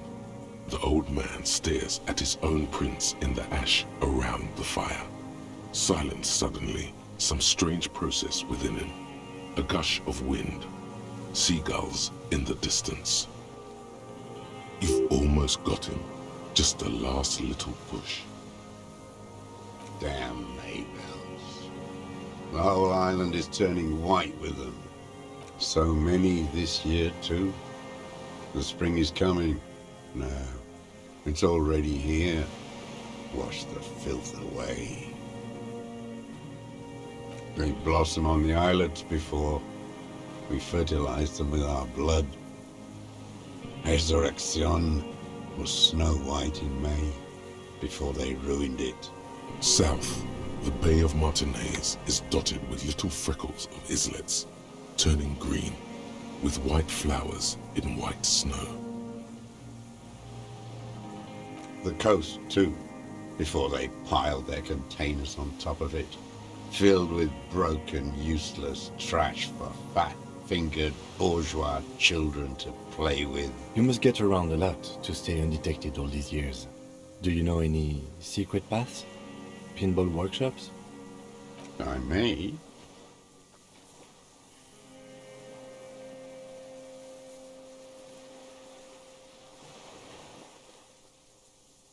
Classier. He knows her, but hadn't heard the name.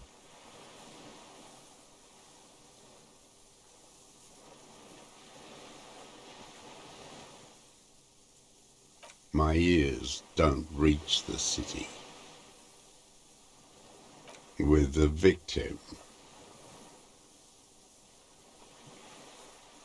There is a small tremble, looks like a smile, a crooked smile, yet isn't quite voluntary. He's about to burst. You know who he was. A coalition-trained murderer, armored and armed. He wasn't human. The blunt end of a hammer, dripping with blood.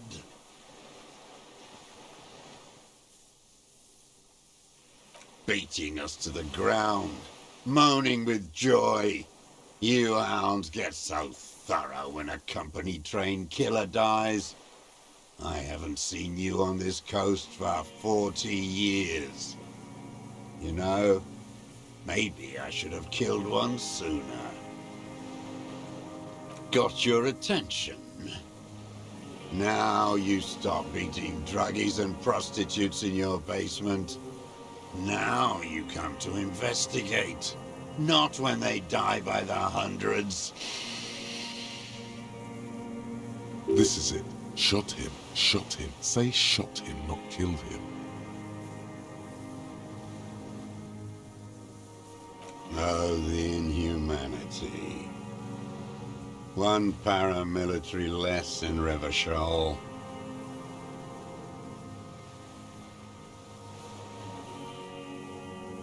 The lieutenant raises his right arm to hush you, while the lieutenant listens, holding his breath. I had them in my sights, both of them, him and the whore. I was breathing with them, in phase, and I pulled the trigger and flew on the air until I landed in his mouth. I didn't think I had a shot like that in me anymore. I did. I saw him kneel there with his mouth full of death, and that stupid look on his face. And his dick still in her. Nothing. I went to sleep. Next morning there were Maybells everywhere. The world was white, or what's left of it anyway. My last spring here. I knew the fascists would come to avenge their own. And so they did. Mr. Dross, are you aware you're confessing to murder? Yes. And you were looking at them, the victim and a young woman, having sex, through the scope of your rifle that night, before you shot him? The old man nods. Why? Because that's what they were doing. The motive. This is where the motive is going to come from. I don't understand. Do you, detective? I don't understand this part. I'm always looking.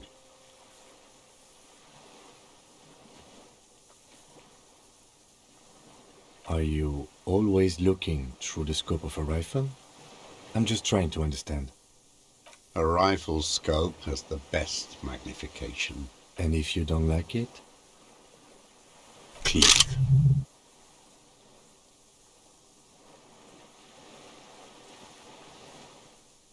Yes. Think of it as a form of critique. You've got him going.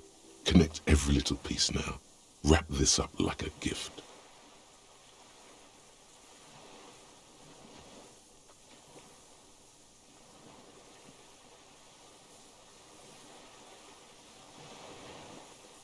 Them fucking. I didn't like that. Jealousy is a reactionary concept. I didn't like the Reaver enjoying himself, drugged out, soothed in the arms of a young woman. I wanted him to die so he could not enjoy life anymore. And I wanted to see his head explode. That too. She should know better than to hold a child murderer between her thighs. I knew he'd be there for one more second, writhing. That's all it takes for the bullet to reach his head. Now that I think of it, I wasn't aiming for his mouth. I wanted his brains to spill out on her. But you can't have everything. This man has seen past her, like you did. Since she came to Martinez, I saw her sneaking in the reeds early in the morning, behind the Fell building. It was dark, still winter. She didn't have her skimpy outfit on then, just a spot in the night, moving. Past the Fell building on the coast? What was she doing there? Hiding something in the water. She had a fag after she'd done it. I was up in the ruins there. She couldn't see me, but I could see her, smoking. She was nervous, but not scared. Her passport and tickets to Villiers, and from there to Cachet Brut. In the free state of Seminine, hidden away at the edge of the earth, near the Pale. After she was gone, Did you keep what was in it? When we found the submersible, it was empty. no. Why would I do that? I didn't need tickets to Villiers. I'd put them back. If I wanted to extort someone, I'd do better. This implies that he's thought about extorting her. Also, a little inconsistency here. He was surprised to hear her name Clausia before. Would he not have seen it on the documents?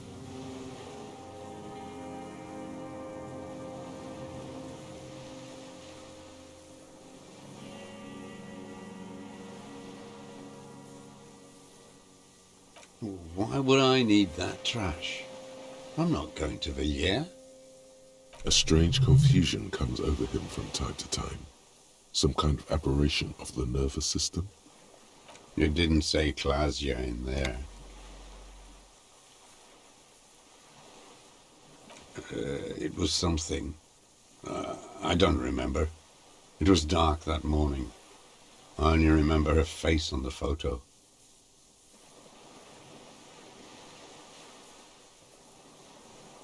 I did.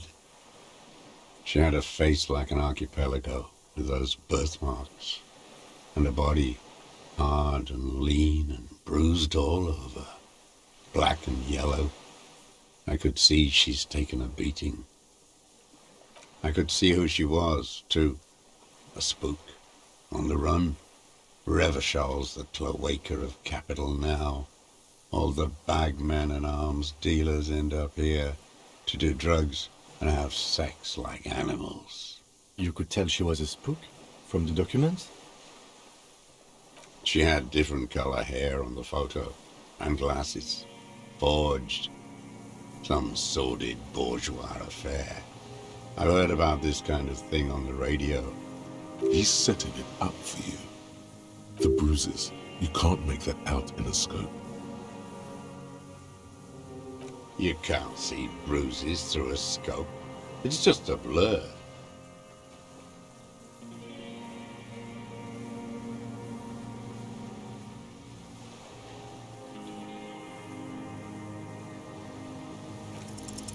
It quickly comes to you. Mm-hmm. Bending like a bow against the glass.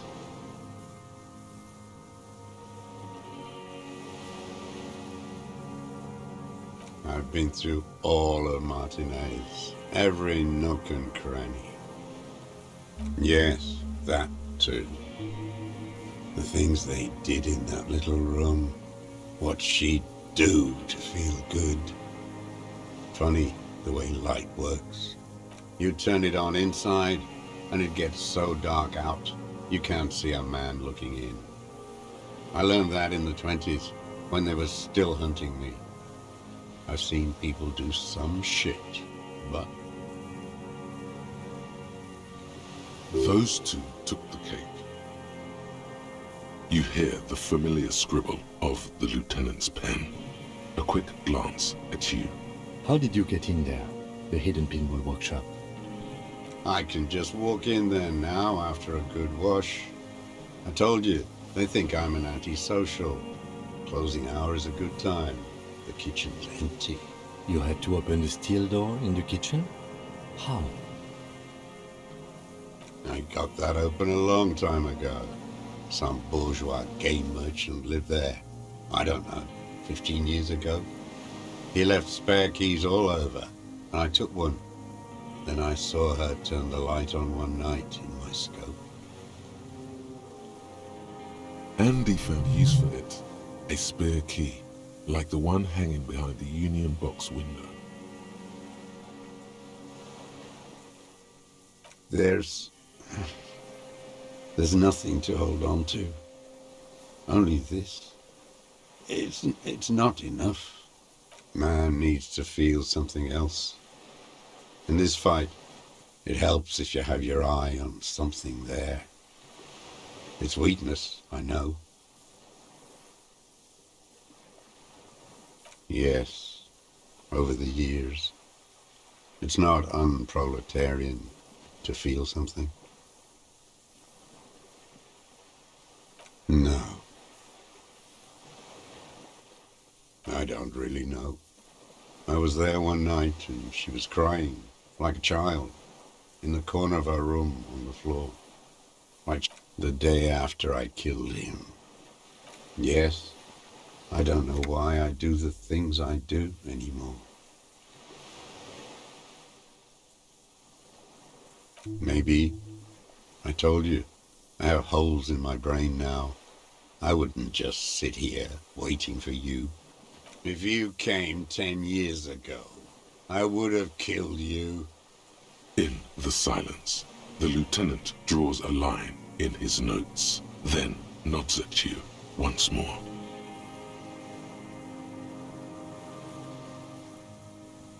Her. The lieutenant nods at you in acknowledgement. Where is she, that Clasier? I haven't seen her there for days.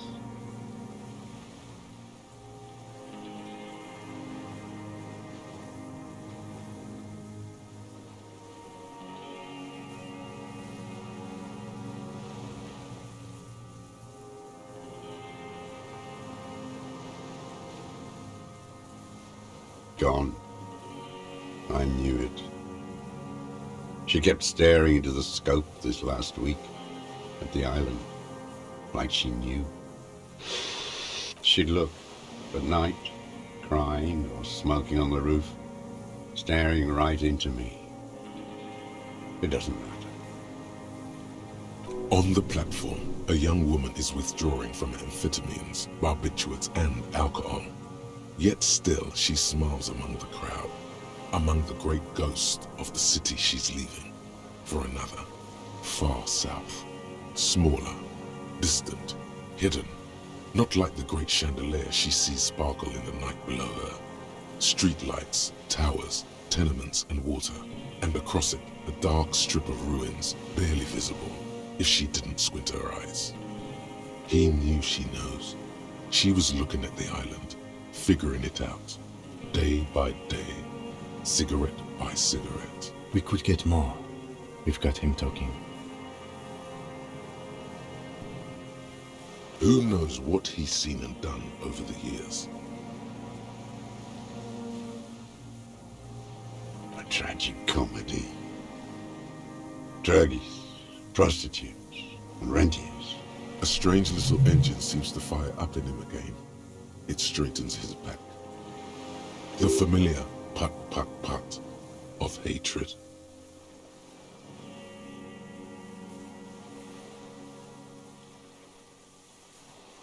Specifically, the whole city is a charnel house, stripped clean and draped in neon. But Martinez is the worst. Because of the racists, everyone is a racist in Martinez. It's their favorite thing to do in the whole world, listening to race-themed radio shows. In the ruins, in their lorries, pumped full of steroids and Radio Revachol 92. Race this, race that. It's all sanctioned by that social democratic union and the farce of a social democrat who runs it. Yes, the fly larva in his container. He let some nihilistic advertising yuppies erect a statue of Philippe III, a syphilitic murderer, on the town square, to spit on the working class. Not since the serfs of ancient Pericarnassus has history produced a more inert social class than the Martinez proletariat. The rest of Revachol at least pretends to rebuild. These people still live in ruins, in tents, like animals, like those boom-boom morons on the ice. A pity they didn't drown in that tent of theirs.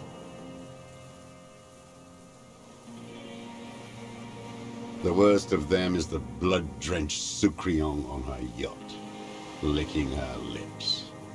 The old whore's gone now. Her gun-toting porcelain men are dead.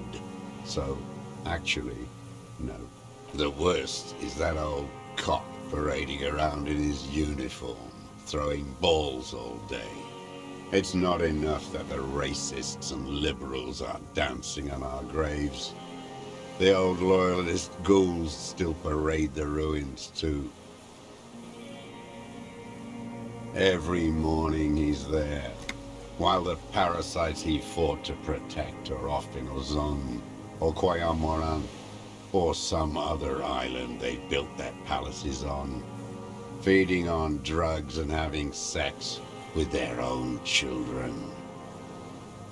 That's all the rich really want. Sex with their own children. Throughout history, even the royal bloodline of the suzerain, it's all just an excuse for them to have sordid sex. At least that old cunt Frisell is now dead. We did good when we pushed him under the horse car, until, in the 30s, those disco whores.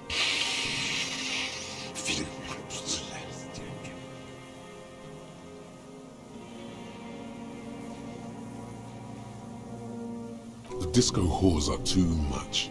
Hatred shuts down his brain's language center, leaving only a nonsensical sputter.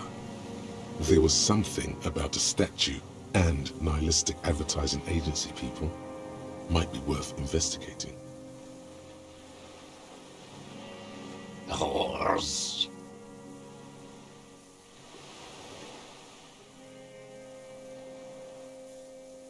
Syphilis is a disease Philippe III contracted in a whorehouse. The statue is an abomination. The bacteria entered his brain and made him squander trillions on sparkling wine, cocainum, and monuments of himself.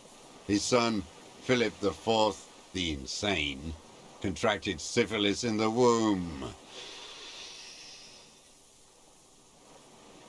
That is technically possible, although Philippe III was not actually syphilitic. He was just mad. And he still went on to govern Revachol for 25 years. We lost 2 million lives toppling that mode of government. And those grotesque statues, too. Hundreds of them. What a keen remark. Yes, it is, isn't it? It's still there. Do you know why?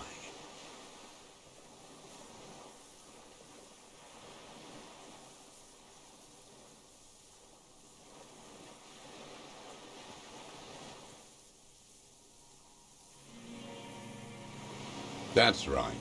Some advertising cockroaches erected a cynical deconstruction of it. We tore it down with honest working-class plastic explosives. And there it is again. Art is a bourgeois establishment. It's an affront to humanity. Every gallery should be bulldozed, and the artists should all be given 30 years of hard labor in Yekokata. Wait, the bullet hole in Philippe's heart. The statue had been shot. That was him. It had to be. He's already proven capable of taking a far more complicated shot from here. I did. A needless, sentimental gesture. I should have spared the bullet for a deformed monster of liberal capitalism. Shameful, really. Yes, shameful. So many others to punish over the years. Isn't that right, detective?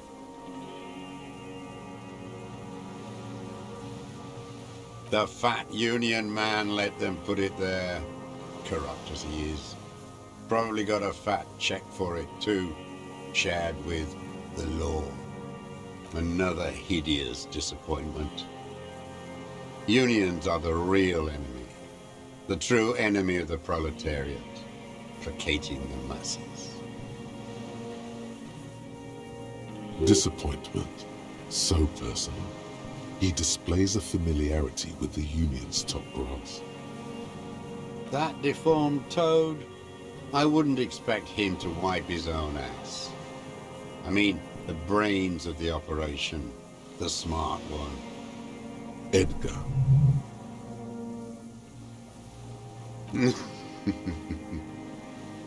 He talks a big game about uprising and social base. They must have sent the smart one to some university in Le Jardin, where it's alienation this and hegemony that. First against the wall with him.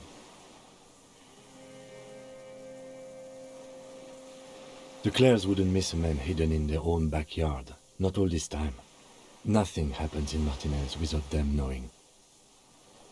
Of course. Maybe the Clears asked him to.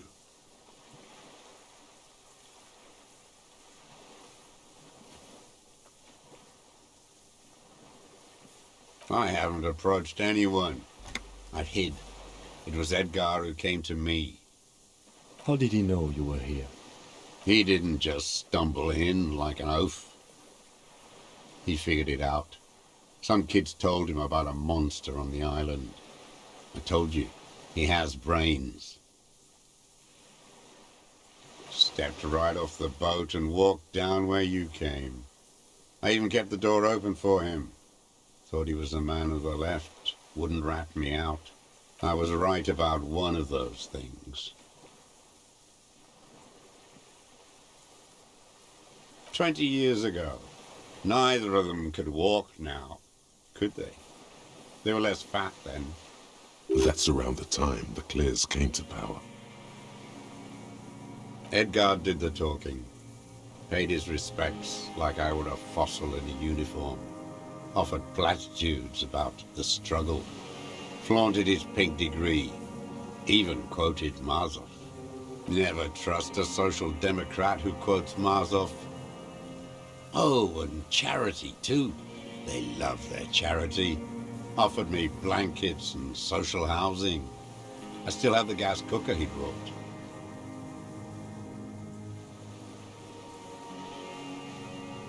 Let me be here. The ZOC is an unlawful successor of the Commune of Revachol. We took this fortification from the Loyalists. Even the Clares understand this. They let him be here. Understanding was a courtesy. But why such a courtesy?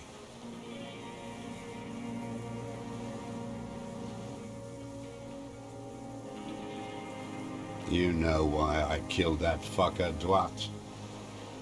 As to Edgar, I'm not doing anything for that swine again. Again? What have you done for Edgar before? Tried teaching him some Marzovian socioeconomics. They didn't stick. We parted ways. Okay, he didn't do the hang the man for them, but he's insinuating something.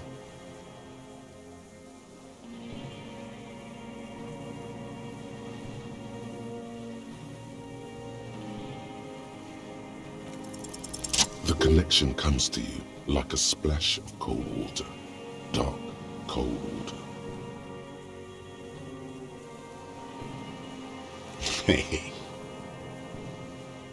He acknowledges it. Here we go. A twist behind the dark bend.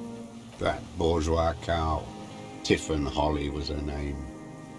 Licked the rich man's hand every time he came to town. Never seen a labor leader so hot on mutual cooperation. And money. She liked that too. That Holly was a real bridge builder and a deal maker.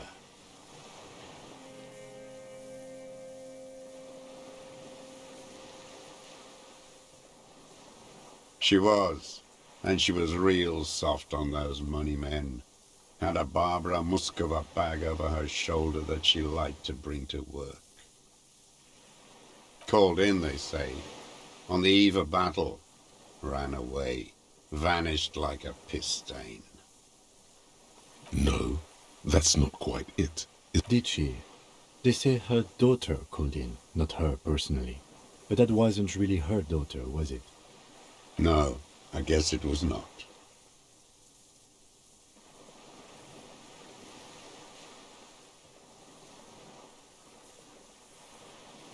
She couldn't make the call herself.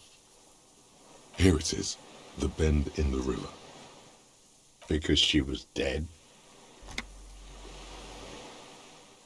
Just say nothing. The cow caught a bullet in her right lung. Fell into the canal grasping her tit and drowned. Or bled? Hard to say. It was a sloppy job. And a moving target. She was going home, waddling, dressed in yellow, drunk like she often was. The ruins are black around her, and she had a yellow leather bag under her arm. She tried to cross the canal.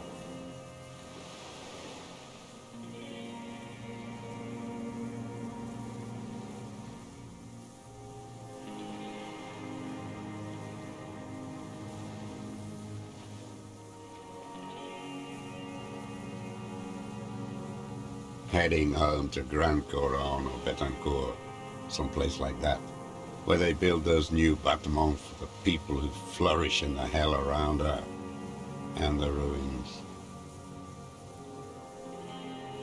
Someone shot her, or maybe the cow just fell. My memory is full of holes. All I know is nothing changed. Not in the material base, not in the hegemony.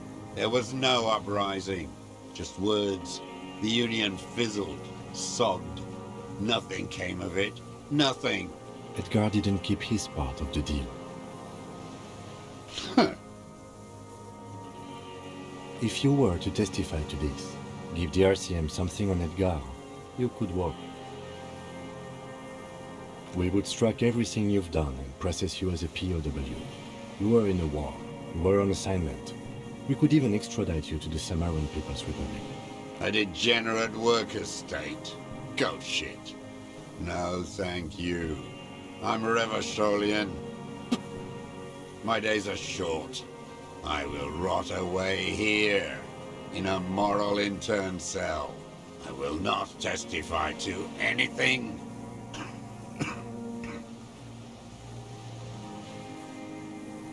I saw it happen, and I liked it. That's all I have to say. I didn't live and fight for 40 years to end up as a collaborationist. I've heard it on Channel 8, 40 AM, Radio Revachol, late night.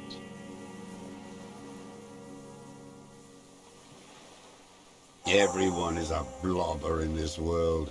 Everyone betrays everyone. They're all already locked up for betrayal. The best ones, the ones with heart, were slaughtered, trampled. Every fucking morning for 34 years. Throwing that ball. One ball against the other. I've always loathed that game. That is not a working class game. I don't care what they say on Radio June. Royalist ghouls played like it was life itself. Click, clack across the water each day. And that uniform, like a parrot plumage. I won't even mention that he's a traitor to his race. A patank maniac race traitor. I remember him. I remember him from La Noce. Not him personally, his make and model. There were tens of thousands of them. I thought we took them all out before the liberals came to their rescue. We missed one.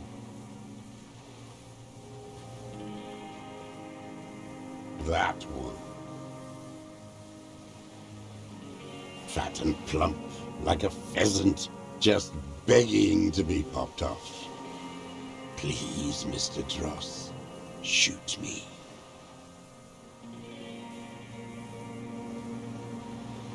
Not yet. I like to look at him strut around, place the crosshair on his medals, right on his face, and just fiddle the trigger. Think about it. Let the bomb melt in my mouth. Save the treat for later? He is a juicy bonbon, that one. A real treat for the black day. The blackest. When I put that gun in my own mouth, I think, no, don't waste it. Put this lead in that cock, René. For the boys he killed. And then I look at him throw those balls, and I suddenly feel.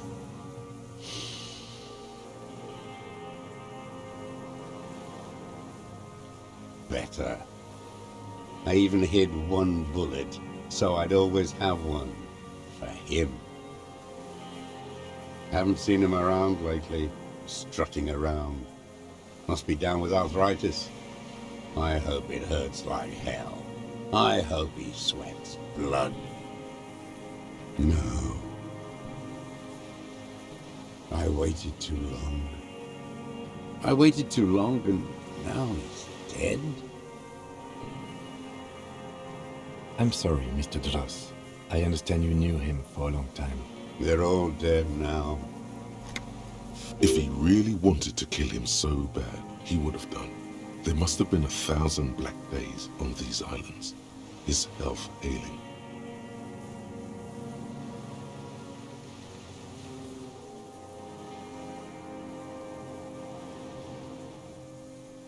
All human beings care about each other. I cared for seeing his head explode. And now, God damn this world. And I blew them all. What does it matter now? He's gone. Ancient dust. Fuck you. You think I haven't seen people die? It's all I've seen them do. Fuck and die. All the other plans we had. To love. To colonize the Pale. It's all fucked. He's not okay. This is just another black day in a row of black days. Something strange is keeping him together, making him endure. Glad we talked about what?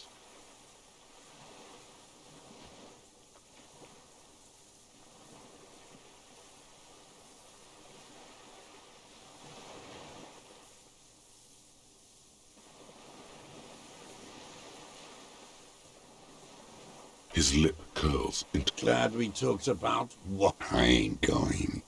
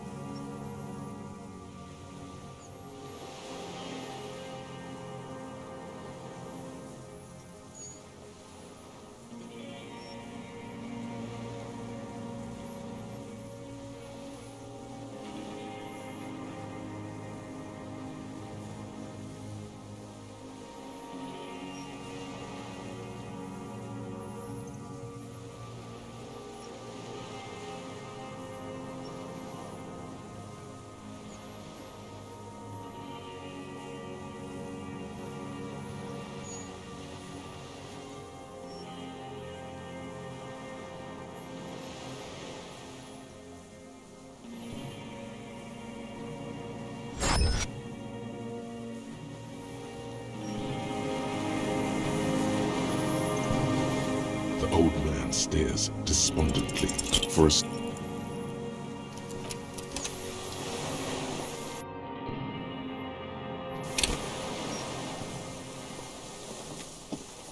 The old man stares despondently for a 60-year-old man.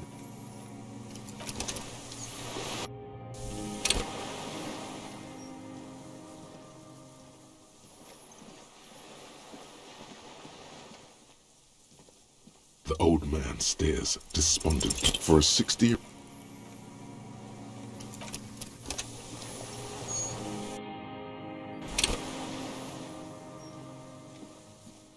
The old man stares despondently for a 60-year-old.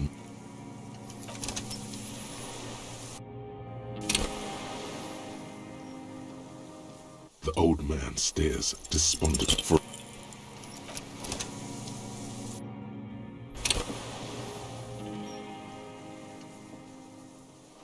The old man stares despondent for.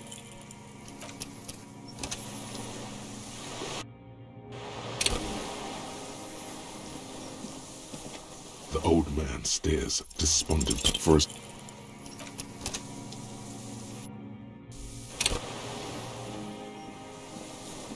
The old man stares despondently for a.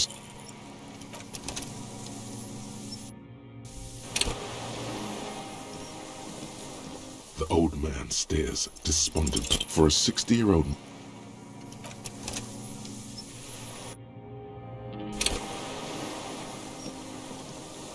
The old man stares despondent. What strikes you about this gaunt man is not the stomach pain, or the cough, or the malnutrition. For a man who's spent 44 years hidden in the urban wild. Indeed, he speaks fluidly. His movements are rapid, if erratic. His voice, despite the cough, is there. It is capable of expressing complicated ideas. Above all, he seems animated. It's a mystery. This animation comes at a cost too. Erratic hand gestures, thought processes cut off like threads, as he just stares at the logs or the reeds. He also suffers mood swings, bubbling to the surface, unconstrained by his nervous system. You've seen demented people before. This feels similar, yet different. When his thoughts move, they are lucid, keen even, not senile. You've seen demented people before. This feels similar. No, I'm not okay. I shit blood, and I'm surrounded by insane people. There it is again. Erratic hand motions, bouts of rage, and the stomach thing too, of course.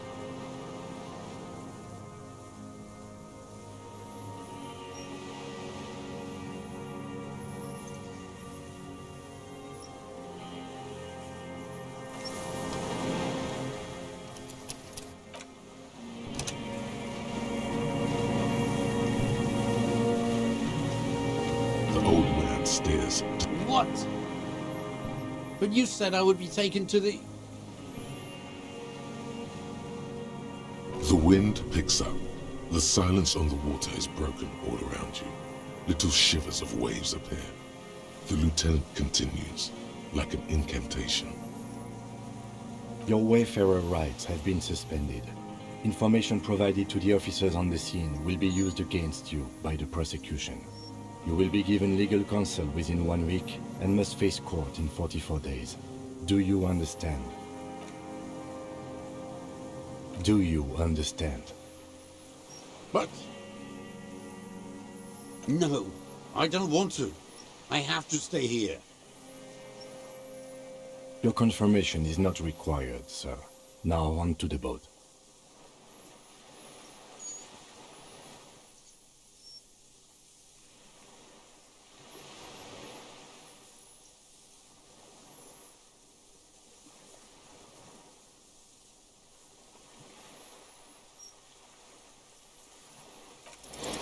You thought you heard something, but it's just the reeds. Maybe we could all fit in there.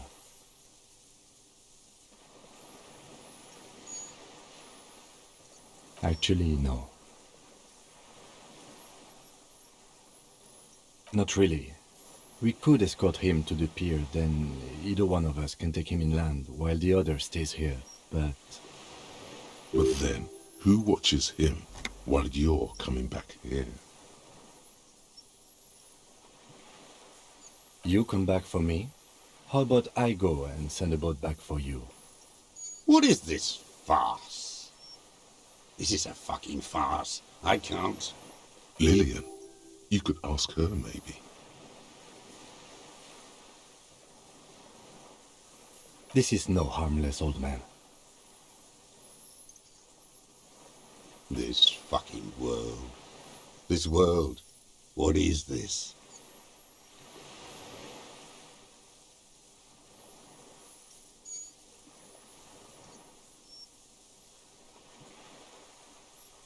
Okay, how about I take him to the precinct and you wait on the island?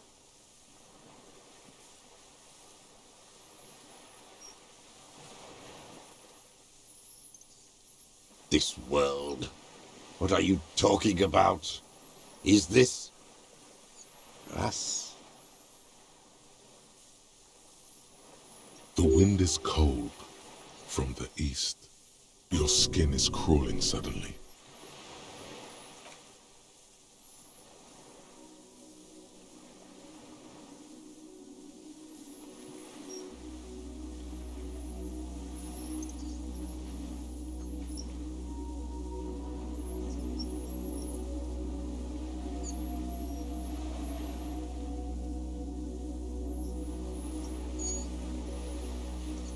A delicate tangle of arms and legs unfolds from the reeds, limb by limb, to then just stand there, moving its scythe-like arms in ghostly silence. What are you talking about? There's nothing there.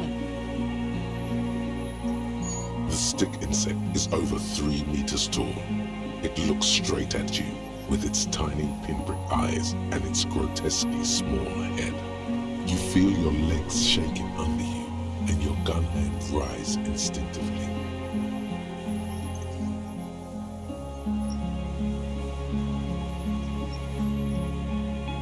Tell me what you see, damn it. I can't make out one small thing in the reeds. I can see it. 4 simple words, thank God. If he can see, then you're not insane. But that means it's really there, spinning slowly, in absolute silence, its limbs long and slender. Be very, very careful.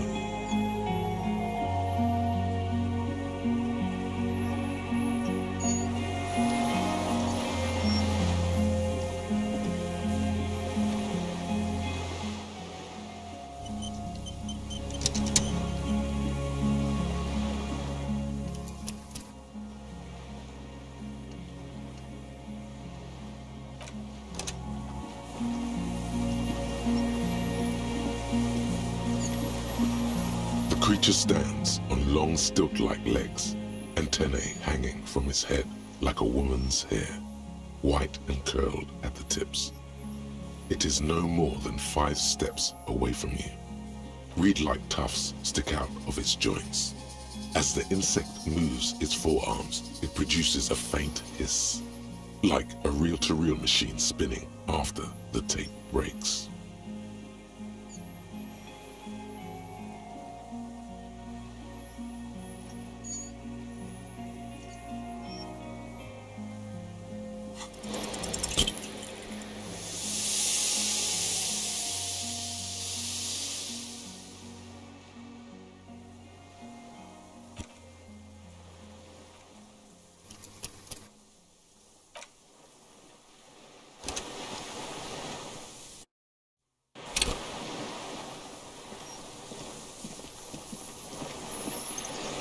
The creature stands on long stilt-like, reed-like tufts stick out of its joints.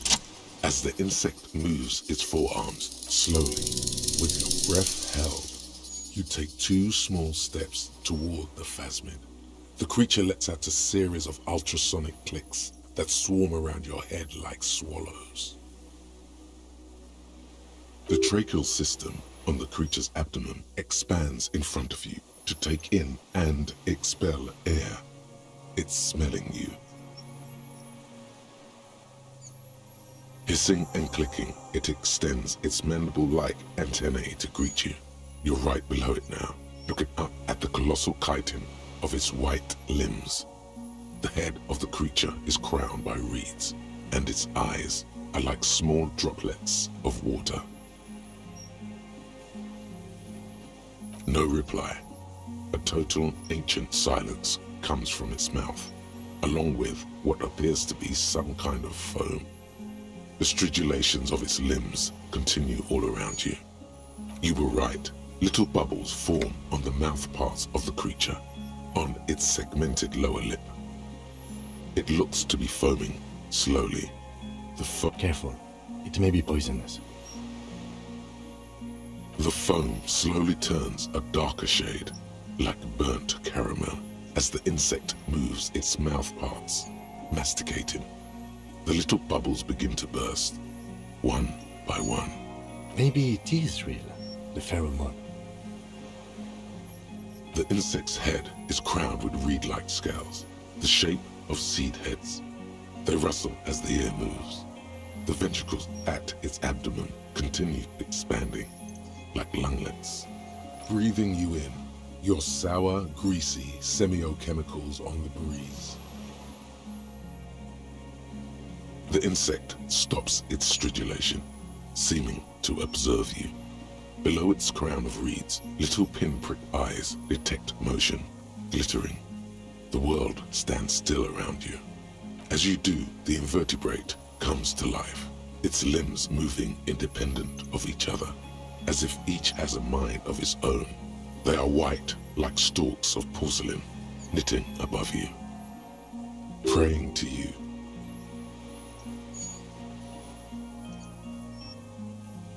Unwittingly, the insect continues its stridulations.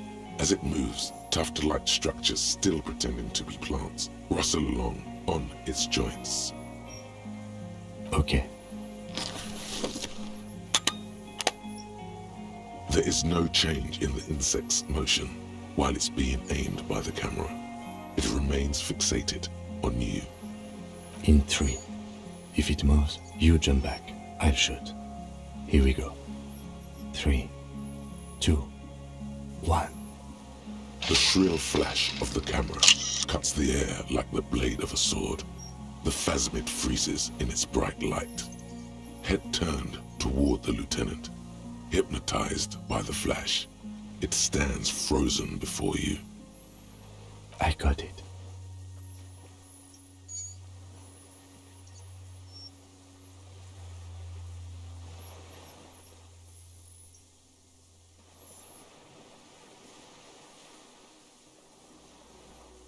The antennae hang from a great height.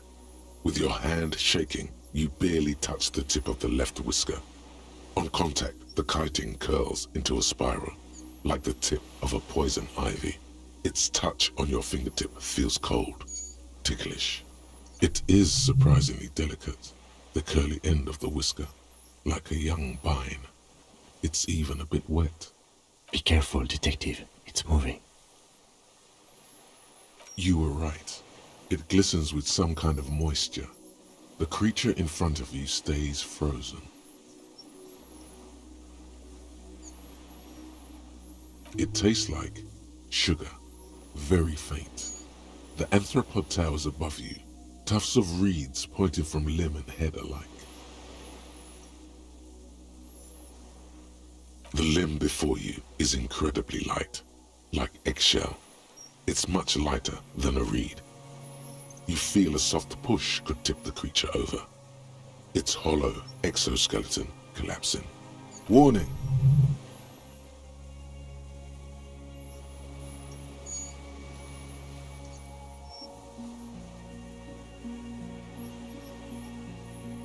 A sudden shiver passes the limb. Looks like the creature is awakening. wave by wave from its stupor. Some sort of countdown process is happening. That's all you have time to think.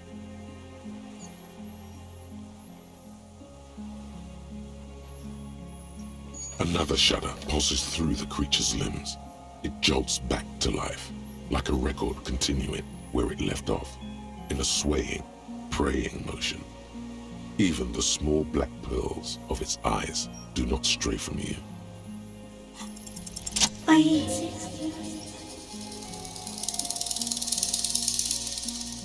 Tell me what it's like for you.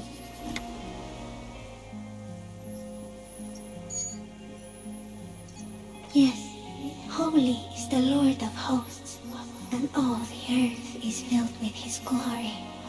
Now, I will tell you what it's like for me. For me, it is a series of half-lit images, a kind of darkness, being intruded upon, transient, dim, moist. Shapes of plants and animals, and internal sensations. A swarm of sounds, tiny vibrations on the inside of my forearms. All speak of complexities totally beyond my understanding. I am at the end of a narrow funnel, weightless, so light, it only feels like something to be me. In truth, perhaps I'm nothing. I certainly do not have a soul, and if I did, it would never ache.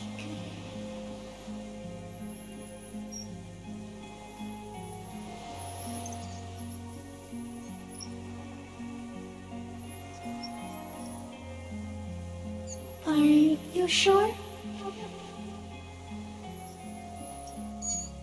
Sometimes, when molting, I will grow a lost limb.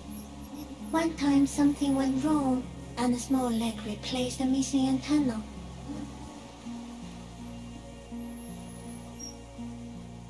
No, the leg tried to move around independently, making it hard to walk.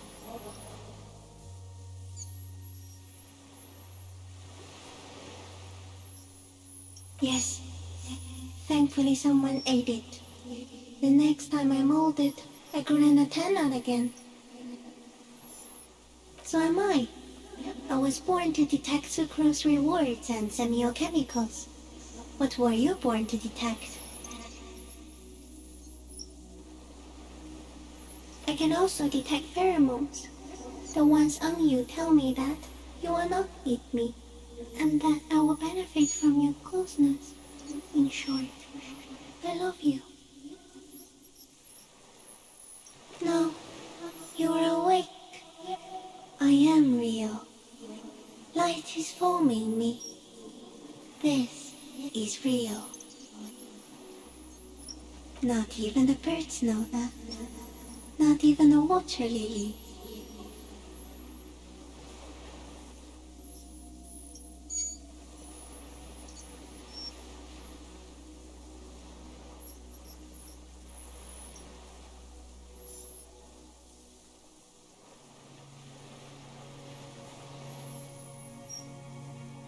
I think we should eat it.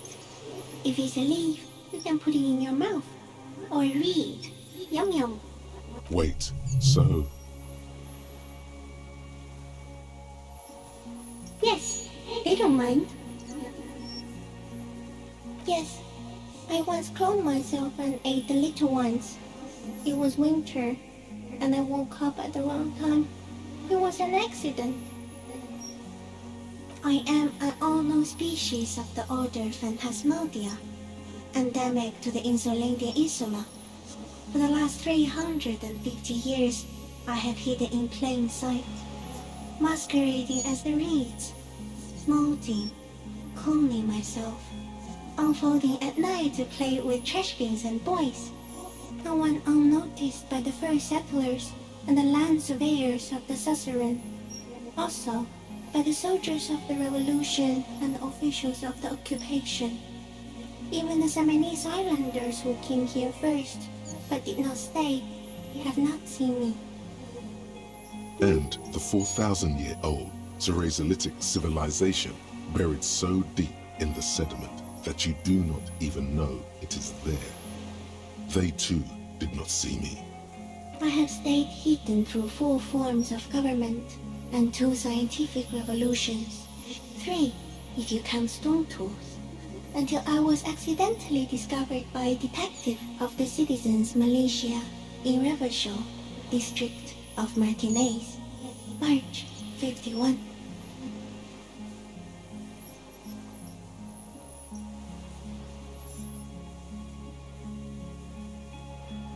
Yes, with stone tools and silk, they too missed me.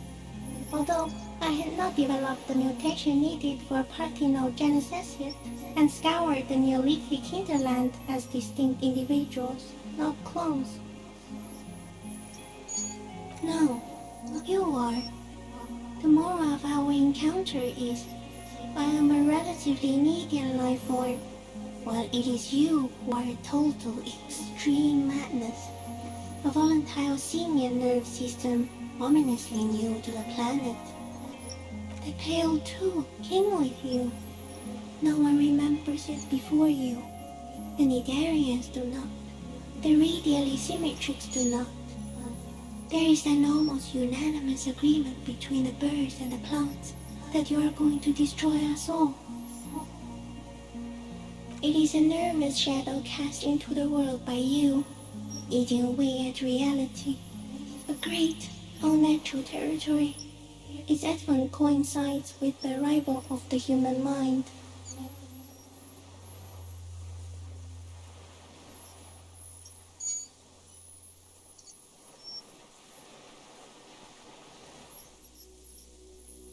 You're a violent and irrepressible miracle.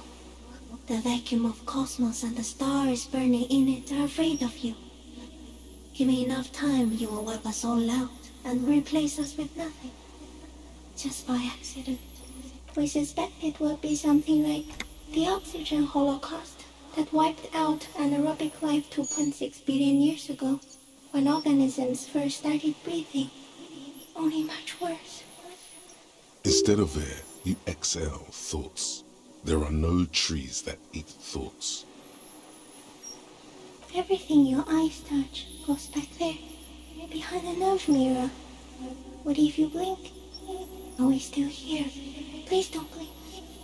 What if you misplace us all one day, or just forget?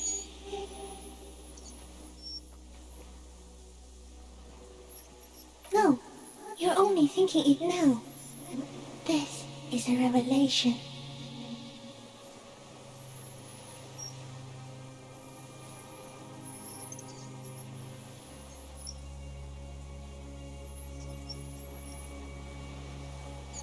So it is already happening. Soon, one of you will close your eyes and open them to see that none of this ever existed.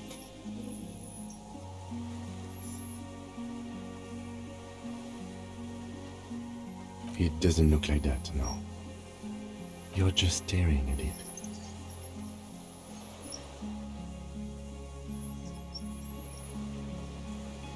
Okay. Is it somehow related to the case?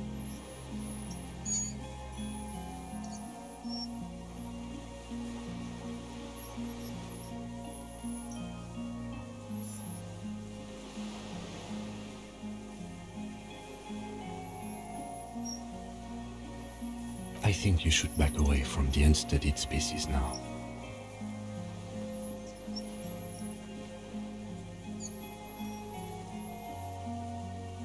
No, there is one more.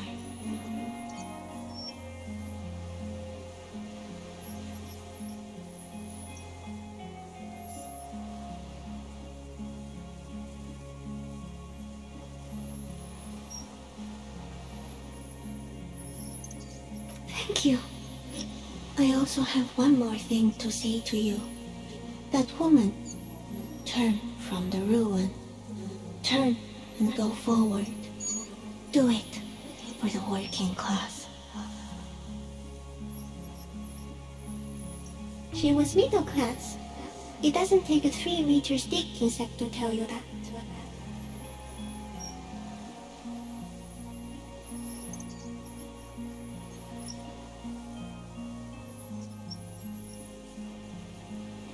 As you're turning away, the phasmid mirrors your movements, stepping on the water, the long limbs carrying its feather weight without breaking its surface.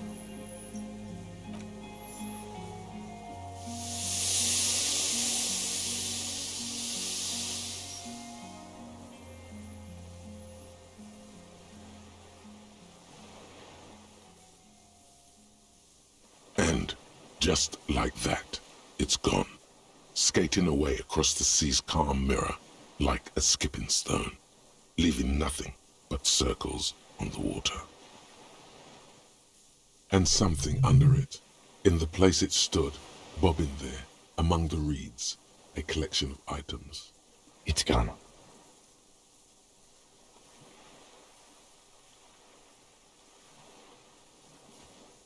Apparently, yes, like a water strider. Only, I've never seen anything like that in my life. Looks like a nest of some sort. We should have a look. What now? Our suspect is not looking so good. We need to check on him.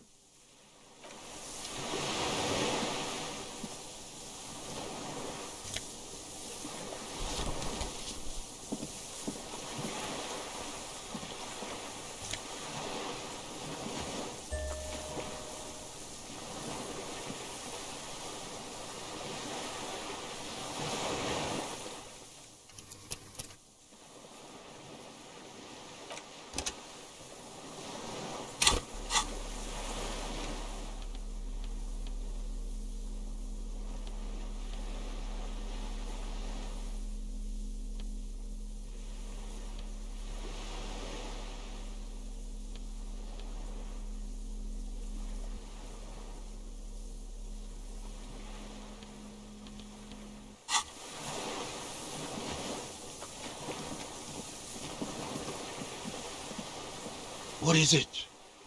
What do you want from me? Something is very wrong with him now.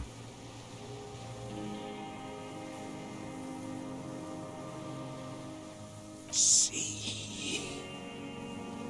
Mr. Dros? The man does not respond. He keeps staring, black eyes glazed over and bulging from their sockets, his gap-toothed mouth shaking. A light shiver passes him, followed by nothing.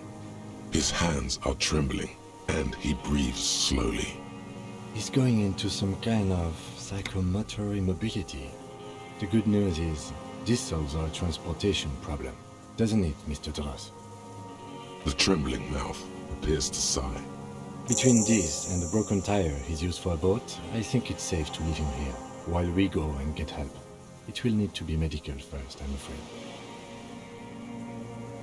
Old age and shock. Yes, the arrest and the appearance of the phasmid, the combined stress. But you think it's something more than that, don't you? Quite a few things about that health check you did on him make sense now. That could be part of the shock. But you're right, something is off here. Mr. Dros. No response. Then how did we see it? Oh, you mean, whatever does this, does it over time? Teenagers, kids, drunks, sightings are brief, and hence not credible. But anyone who spends a long time with it. Mr. Dros, have you ever seen a stick insect pretending to be the reeds? The doctors will have to look at this. I hope your station has better medical personnel than 57. This is a little advanced for a nurse.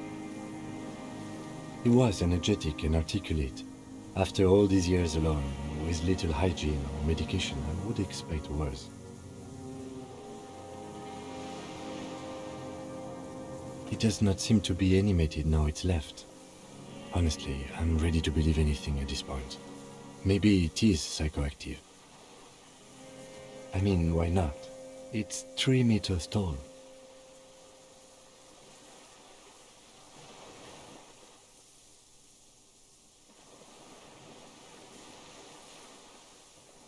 He did seem distressed when it finally came to arresting him, like he didn't want to leave this place, and the insect maybe. I have absolutely forgotten to take notes. I hope I remember all of this. This will be one hell of a report. Thank God we have the photo. No one would believe you without it. He stares into the reeds. Your words don't stir anything in him. Perhaps you should. Nothing. Just dull staring. Not even rage left, wherever he is. No reaction. His breathing is slow, and he appears very old all of a sudden. Around 80. Let's have a closer look at that after. I think... I lost... He turns his eyes to the reeds again, as he's done so many times. Beige and white stripes. He lost the scope. Then it somehow made its way over there, with the help of a magpie phasmid. This sight is a T9, Mr. Dross. Was it attached to the rifle when you made the shot? Silence. Not even a sigh.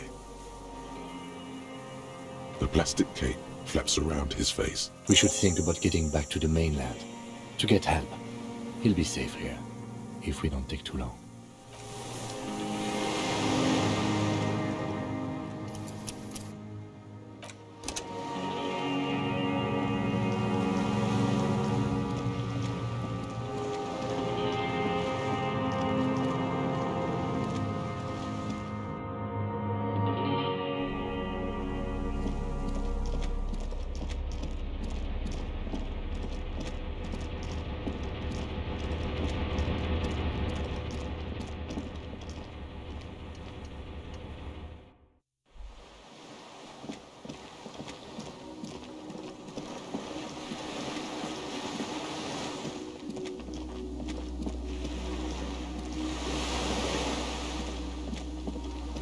The skiff is swaying on the waves. We are done here. The skiff rocks gently under your weight as you get in. The ride back is uneventful and quiet. But for the sound of conversation on the water, there is someone inland waiting for you. You reach the jetty and climb out of the skiff.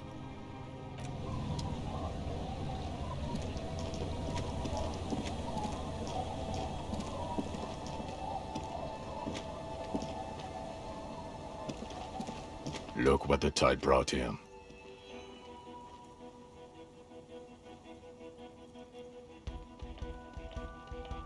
Harry, you're bleeding all over the place. You're half dead.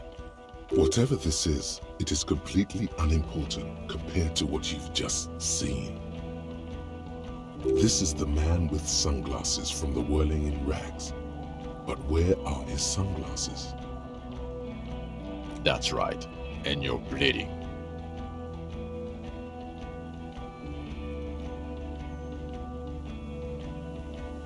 Bothered by it. Harry, you look like you need a fucking organ transplant. Oh, fuck it. Let's not get into that. We're not forgetting about anything. Look at you. Hello, I'm Trent Heilerstein. I believe we've met on several occasions. I'm your goddamn partner, Jean-Vic Quemar, and this is your special task force. Or what's left of it. Special Consultant Trent Heidelstein, Patrol Officer Judith Minot. Hi. We've come to scrape what's left of you off the pavement. Lieutenant Kim Kisuragi, Prison 57.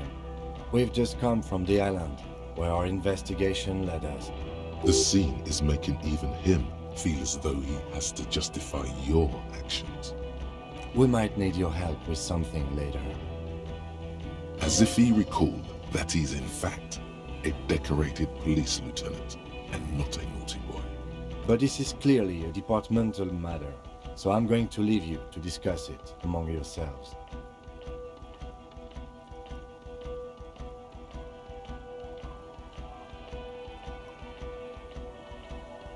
It's good to meet you, Lieutenant Kitsuhagi. Letting the lieutenant know he shouldn't feel embarrassed over the shitstorm that's about to befall you. Ari, we want to help you. Trent, I believe this is where you come in? I don't quite know what I'm doing here. I was asked to participate as an expert. I think I need to manage your expectations a little. I'm at best an enthusiast in cognitive science. My background is in something else entirely. I engage in neurology on a merely theoretical level. In fact, I should probably get going. No, Trent, it's too late. You're part of this shit now. What have you got to say for yourself, shit kid? Shit kid. What an interesting moniker.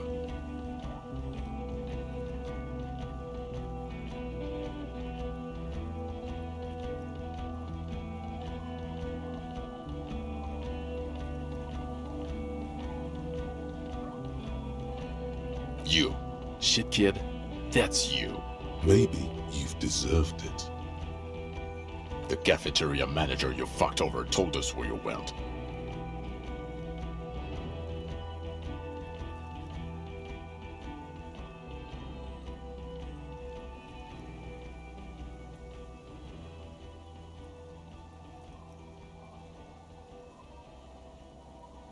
Speaking of which, the giant aerograffito in front of his building, in red, government-marked fuel.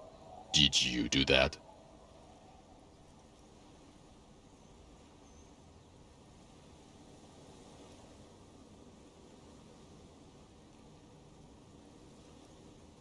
I don't know.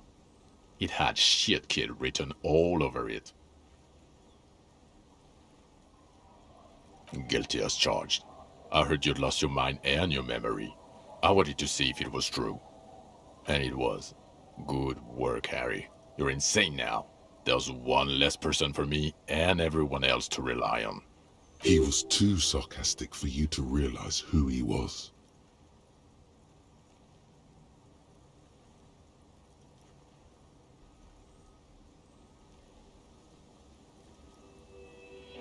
I'm clinically depressed, Harry. Sorry if I wasn't in the mood to butter you up after you told us to fuck off. I didn't lie to you. No one lies to you. You were so fucked up on booze you couldn't recognize your own partner. Lieutenant, my name is not Horse-Faced Woman. It's Judith Minot. I was assigned to your unit 2 months ago. I thought we were friends.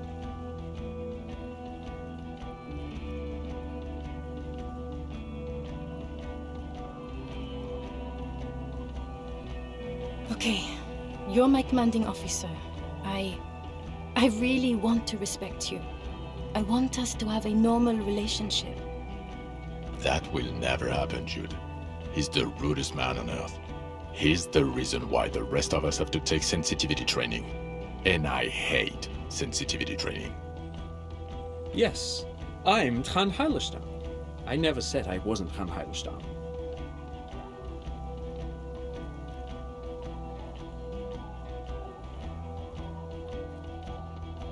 Mikhail? Mikhail's my son.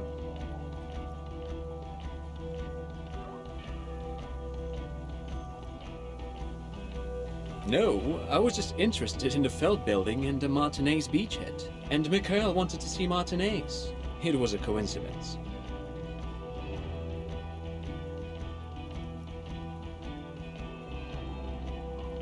What indeed?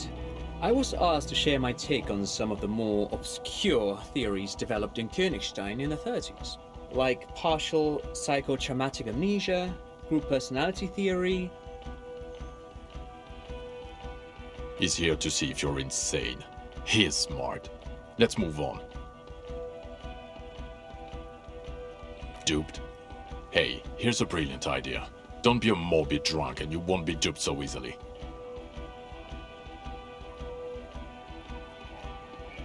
Yes, I'm still King Kisuragi, still a lieutenant from Precinct 57. Yeah, Major Crimes Unit, under Lieutenant Dubois and Vicomar. Ring any bells?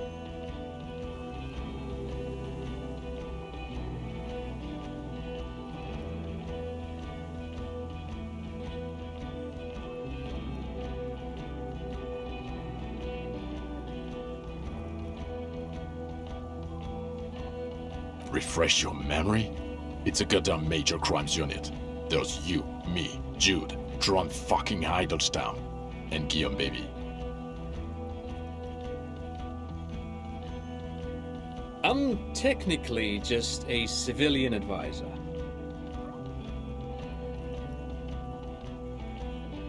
Oh, fuck you. You're part of this shit show.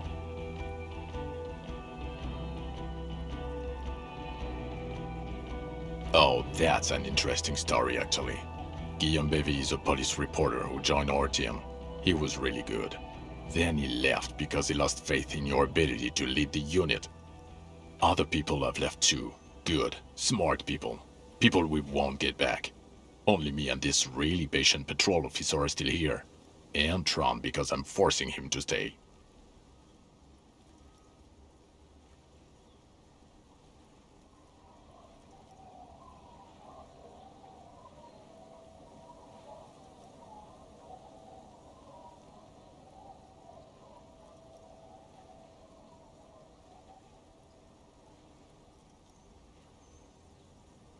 Is this Guillaume Bevy blonde and partial to sunglasses? See? There. He's getting it. I was impersonating him. Look at me, I'm G Bevy. It was going to be funny, but then you really did have brain damage. So not so much anymore. Joe? It's a major crimes unit. We cleared the desk of cases so Precinct 41 doesn't look like the worst station in town. We are shit tier now, Harry. Because of you.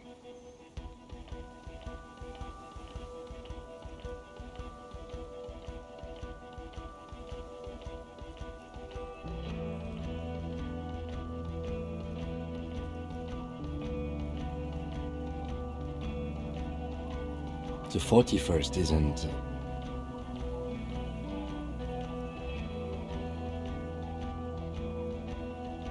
Where have we been? We've been fucking off as far as I remember.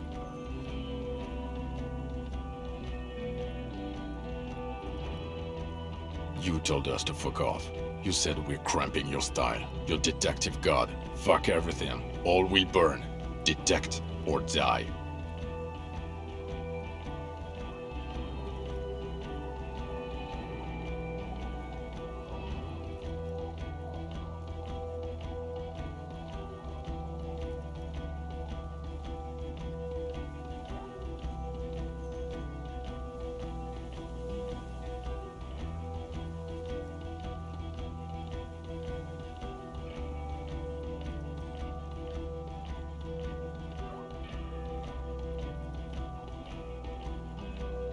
You were crying hysterically. You were drunk, breaking things, being emotionally abusive. You said we were going into the abyss. None of us wanted to see the abyss, so we fucked off. Like you told us to. The bells aren't ringing because you have brain damage, Detective God. Trant, this is where you come in. How bad is it? Well, he doesn't have visible tremors, he talks without slurring, he can drive a boat, he's standing, reasoning. All good signs, but complete retrograde amnesia, episodic and semantic. Meaning, you forgot both who you are and the definitions of money, Isola, pal, and so on. As displayed in the station call, our interactions with him, and I don't want to be a snitch, but also mine with him before when Harry did not seem to know who I was. It's all very interesting.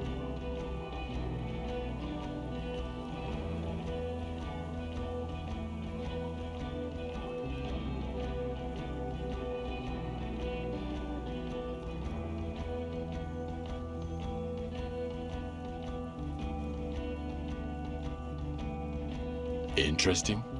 Yes, interesting. I have my theories, but I would like to hear Harry's thoughts first. Harry, what do you think happened to you? Neurologically, psychologically, and why not socioeconomically? Not when you phrase it like that, but I don't think critical theory. I know everyone thinks this is far-fetched pink academia, but still, I don't think it should be off the table here. What? He lost his memory because of capitalism? No, not like that. I'm not talking Vredefort's cool here. But Harry, I asked you, what do you think happened?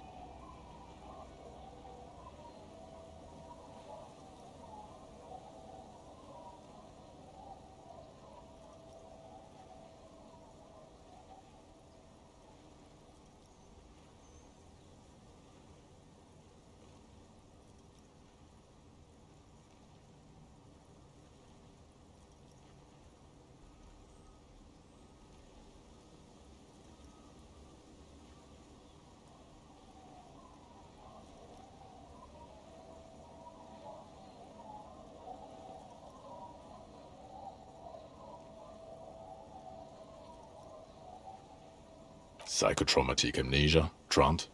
I can go for that. Shit kid is a broken man. Always has been. Who isn't? I know I am.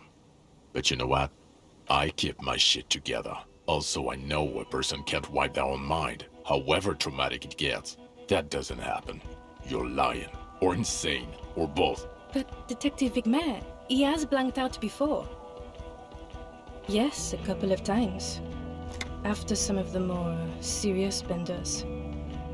One was after the two drunks case, the other when we looked into that mural. The two cases in your ledger, the unsolvable case and the Next World mural, those cases were hard on you. Interesting. So at first he dipped his toes into it, prepared. That's where he would have gotten the idea, yes. Practice. And then he used alcohol to get there, so to speak. What do you mean? Well, here's my theory. What if this is an absolutely normal reaction to the world we live in? What if this is not a significant anomaly at all? Something to be explained, approached as a defect? Look at the sensory input here. Look at the ruins, the neon, listen to the radio, the multitudes, the people. Live here for 40 years. As a police detective, he's like a magnetic reader on the world tape, to borrow a known metaphor. Harry's been pushed flat against it. Total input. Hardwired to the free market. He just needed for it to end. Okay, Trent, thank you. That's absolutely meaningless. I'm glad we brought you. Will he or will he not be able to work in the major crimes unit? Is he a cretin now? I want to know that.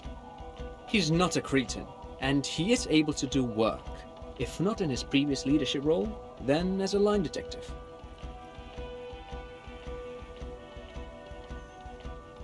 No one even mentioned that. I misphrased my question. It should have been, is he able to put his clothes on and use the body? Or do we need to get him on a disability pension? Now nothing. Now we're just going to stand here. No, now we discuss that. What the fuck did you do to a motor carriage? Why is it there, Harry?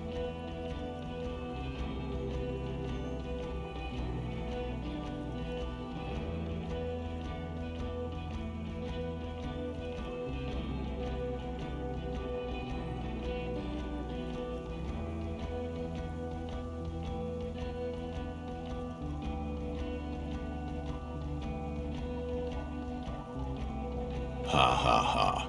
Ho ho ho. Tequila sunset. Jump the canal. So funny, Harry. Thank you for fucking me. Thank you for destroying 45,000 real of police property that's coming out of my payslip. You know that, right? You're gonna get fired. And I'm gonna pay till I die. It doesn't matter. Your badge, Harry. Show me your badge. The thing that tells people you're a police officer. In a rush to demonstrate your badge, your eager fingers can't sustain a grip on the smooth plastic, and the badge slips out of your hand.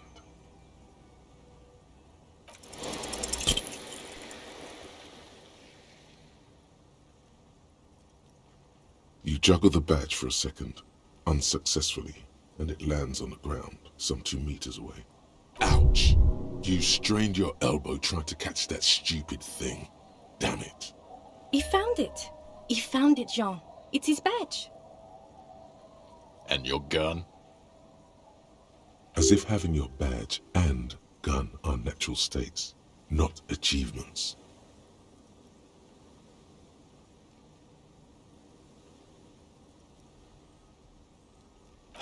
He has it. And he didn't drop it. You're drunk like a bum, Harry. Put that thing away before you kill someone.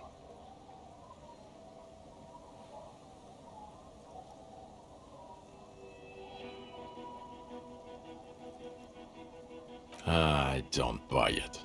Why do you smell like a corpse then, huh? He's wounded.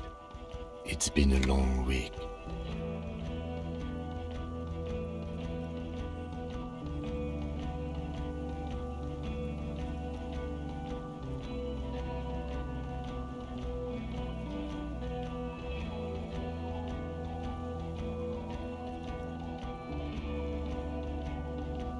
From the way he covers his nose, you can tell the satellite officer is still fixated on the smell and not your incredible achievement.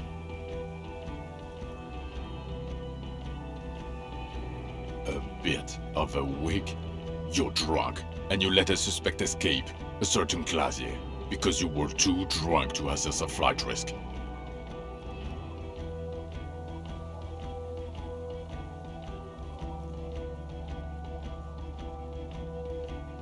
We've read the report, Sari.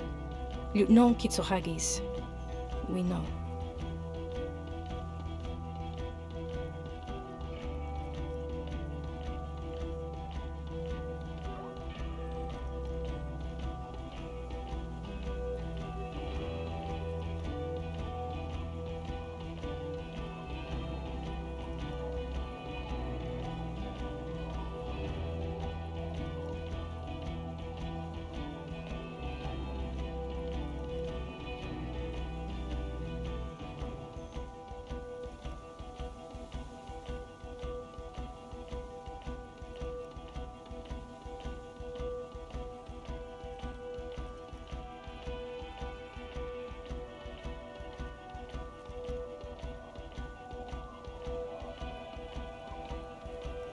Oh well, if she was nice.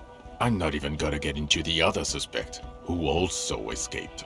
Yeah, Ruby something. Or the fact that you're Everclear's little peony now, doing I don't know what for him. That's small-time stuff, that's nothing. That's a humorous anecdote. Compared to the 7 people who were gunned down, the streets are literally red with blood, Harry. It was fucking mass murder. He did everything he could. We did everything we could. The company hired and vetted mercenaries. Lieutenant Dubois got between them and the locals. He did so at considerable risk to his own life. He was shot, not once, but twice. We stopped an execution, not a negotiation. The loss of life was minimal compared to what it could have been. Detective, it's better if I do that. It's so much better if he does this. 1,000,000 times better. Thank you for the input, Lieutenant Kitsuragi.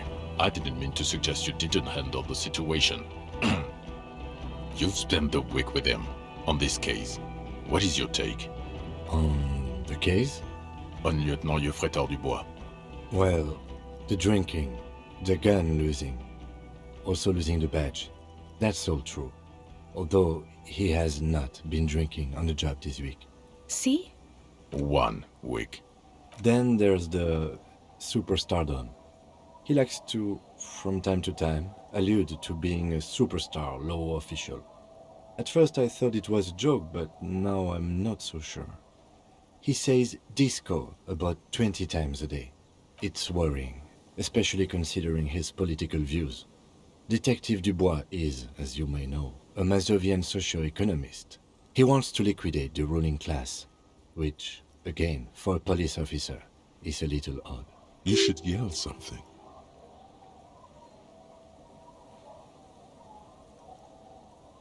Yes, let's let the big boys talk. And then there's the motor carriage in the sea, something I was not present for. But despite all this, he is a great detective, one of the best I have seen, in fact. He can talk human beings into telling him everything, and he doesn't stop. In all the time I've spent with him, he has not once stopped pursuing leads, however far-fetched and tangential. He is tireless, madly driven. Well, except that one time when he stopped to sing karaoke, which, by the way, I have to disagree with you, Mr. Vicmar, was a valiant effort. He really sang his heart out. Okay, he did something. Other than that one time, he has tirelessly worked on the case, and he solved it. We have a confession, a murder weapon, and the perpetrator, locked on the island right now, awaiting transportation. He apprehended a revolutionary brigade who stayed hidden for 50 years, ever since the revolution, who's probably committed other murders over those years. A new species? A colossal stick insect. It was on the island, camouflaged as the reeds. It unfolded from the reeds. I think we may be dealing with the Insulindian phasmid. He takes out the photo of the phasmid and shows it to the officers across the yard. The wind blows, flapping the glossy rectangle in his hand. As you can see, it's about 3 meters tall. In fact, we think it may be the largest land invertebrate ever discovered.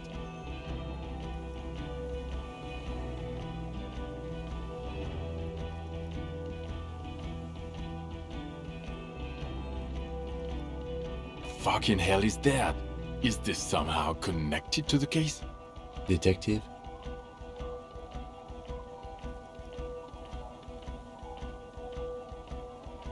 The old man was not aware of the phasmid's presence. Exhibiting a strange, atypical dementia, he fell into a stupor after its appearance. He became near catatonic. So it is connected. I must say, this is absolutely extraordinary. I don't even have words for it. Yes, it really does make it hard to fire the drunk. This is a very, very sad man who has just seen something that's made him forget his sadness. Now you make your case. Now is the time. Now or never.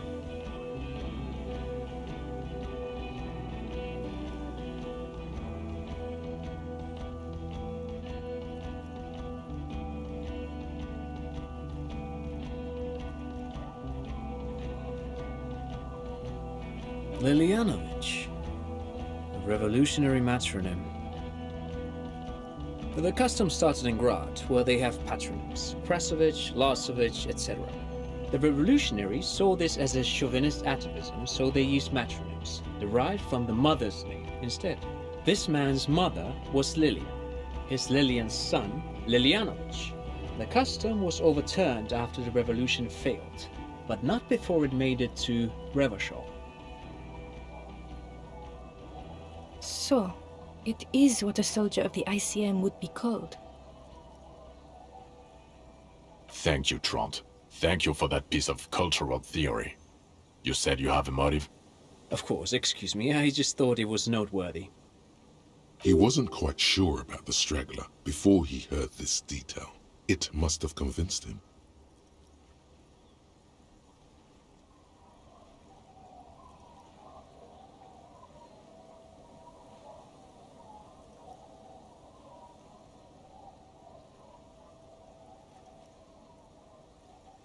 Jealousy. I thought this Lilianovich was an old man. To have been hiding for 50 years. Like 70-something. A strange psychosexual fixation. Aggravated, possibly, by proximity to the phasmid and its chemicals. He himself gave a political reason. Said he had killed an enemy combatant. Also, we have a sniper's nest with full view of the room in which the mercenary died. Right on the island. And 2 officers on the scene that Mr. Dross confessed to. It's a clean win. Oh, it's way more than that.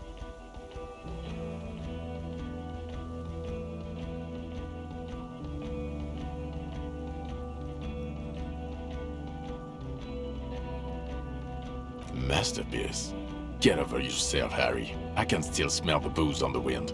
God damn it. Doesn't it ever leave? It is there.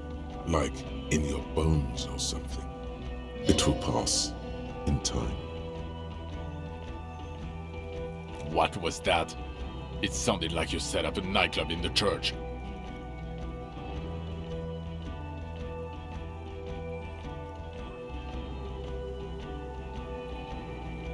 That's great.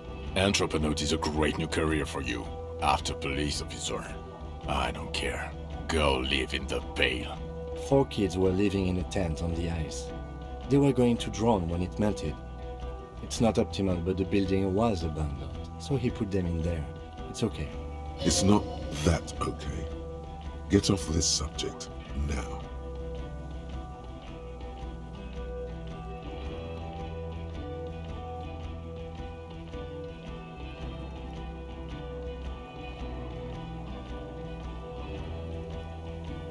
Female? You had to see it. It had the subdued colors of a female. And the nesting behavior too, I think. Incredible. Were there eggs in the nest? Not as far as I could see. There were other things there, though. Actually, you know, this would indicate it was a male. This is far from anything in my field, but I think such nests are called bowers. They are for attracting mates. Bowers are built by males of the species who can't afford colorful mating displays physically. This one was plain colored.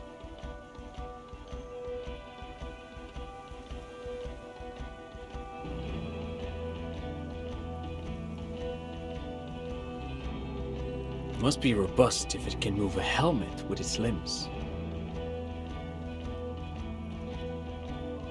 As in cloning itself? What makes you think so? Well, then it wouldn't matter if it's a male or female. The bower would just be rudimentary behavior from before the parthenogenetic mutation. That makes sense, yes. Very interesting. Such organisms are extremely vulnerable to disease. A single strain of bacteria could wipe out the whole species. We're probably looking at conservation efforts here. Yes, but also reed-colored, beige and brown, a little green on the outside. After unfolding from a single stalk, it still retained parts that looked like reed tufts on its limbs. Incredible. The PR value of this is exceptional. Carp discovers new species. Maybe even discovers the Insulindian phasmid. No, that's too much. This would really help with some of the problems we've been having. Absolutely, this is great. This does not say vigilante murderers to me at all. This says science, news, human interest. You know, it's a really good thing you have that photo. Without it, You're doing good here. Perhaps only for a moment, but still.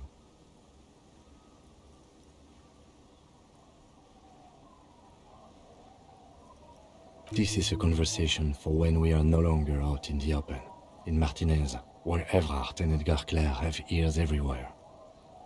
And eyes, too. Your return from the island must not have gone unnoticed. understood, of course. I would prefer not to partake in anything union-related, for political neutrality. This has to be good stuff for him to backpedal out of it at first mention. How? It seems to be ongoing. I see red banners on the gates. He didn't quite solve it. He cross-pollinated information between the company rep and Evrart, until the rep came to see that the Union desires war, at which point Mrs. Messier decided to... What? Hand clear the terminal?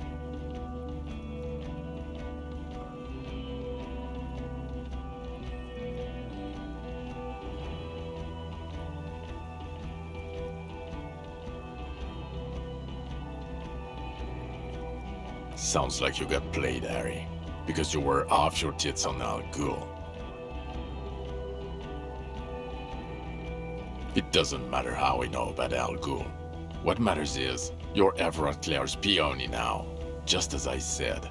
He's a mob boss, did you know? Is that why you want us to investigate the assassination of the previous Union head thing? To get off Everett's hook? No, it's nothing like that. He was reckless with information, but ethical. We don't owe anyone anything. This allowed us to stabilize things in Martinez.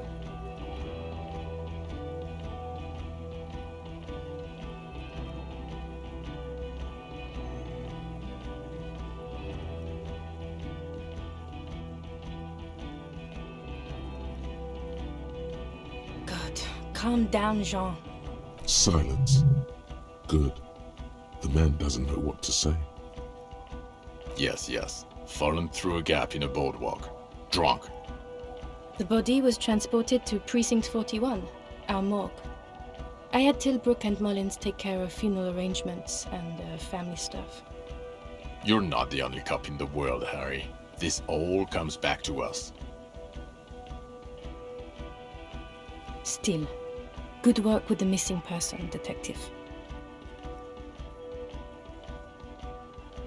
I don't know what a doomed commercial area is. Why? That's not what you were supposed to do here. There was a possible witness in there, and it was close to the crime scene. He was just chasing a lead and ended up advising a local shopkeeper. It was okay. Of course. Call it... Dodged the bullet there. For a moment, it seemed like you were just wasting time.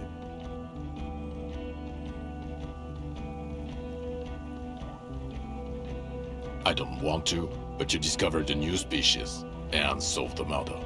So I have to. Jude? Anything that ends the trial is okay with me. Agreed. The public relations potential of this is too valuable to let go. Okay.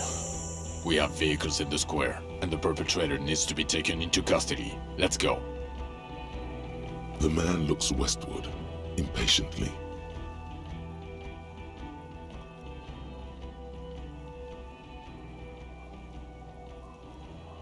No.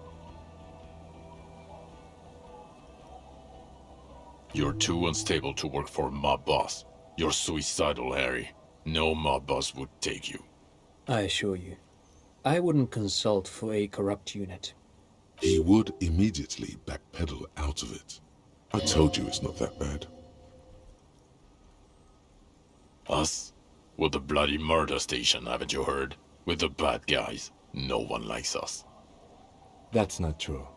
Jamrock is too big for one precinct. You're just understaffed, and everyone respects the 41st. You have Captain Price. Thank you, Lieutenant. You're being kind. It is an understaffed station and the district is too big, which is why we need to... Get back to it.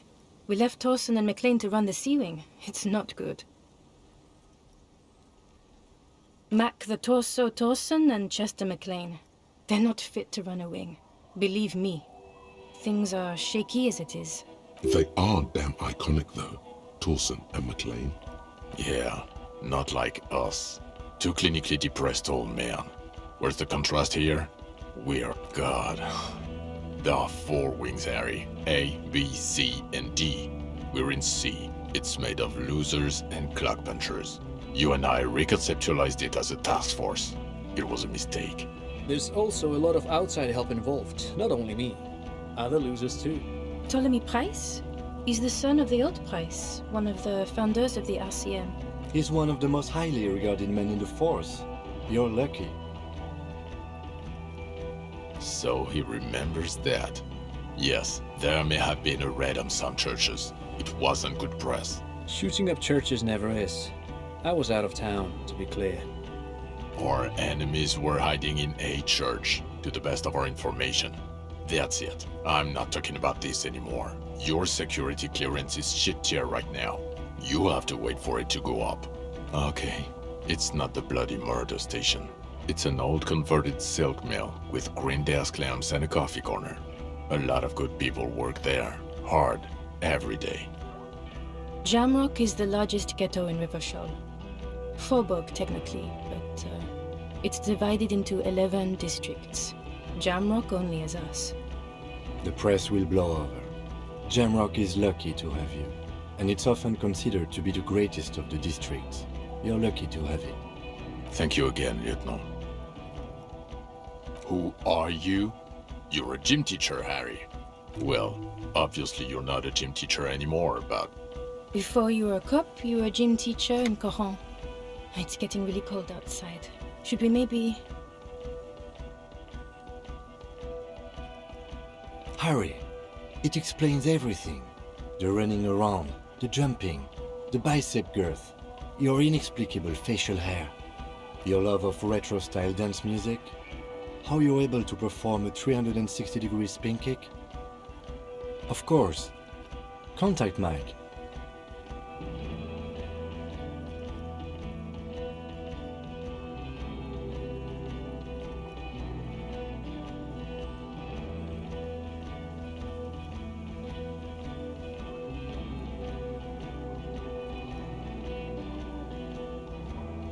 He's been on about Mike again. I hate that guy.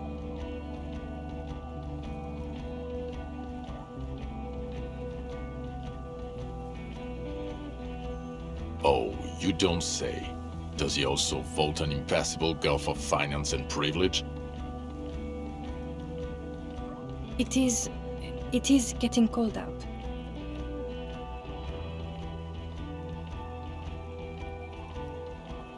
In your 20s or late 20s, you've really let yourself go since then. Yes, you taught gym in school. I believe that's the term. Taught gym at a high school. You were a high school gym teacher. The smell of sweat and glue, the worn floorboards. Kuro is just east of Jamrock. It was a short walk every morning to the baseball field or the sports building. High school. Harry, your goings-on with Kuno, Andre, Acel, the whole thing on the ice. That's why you are so juvie. The regular. You found some chick. She inspired you to fight the big fight. Be more than you are. All that. I knew it. I knew no normal human being can run like that. He's an honest-to-God gym teacher. It's not a mystery. Some chick fucked you over. Also, you were drunk. Dora something? Dora Ingelund. Yeah, you mentioned the name. Not Dora Dubois. Something like that. Half Vazan. Vasa is where beautifully and impossibly blonde people come from.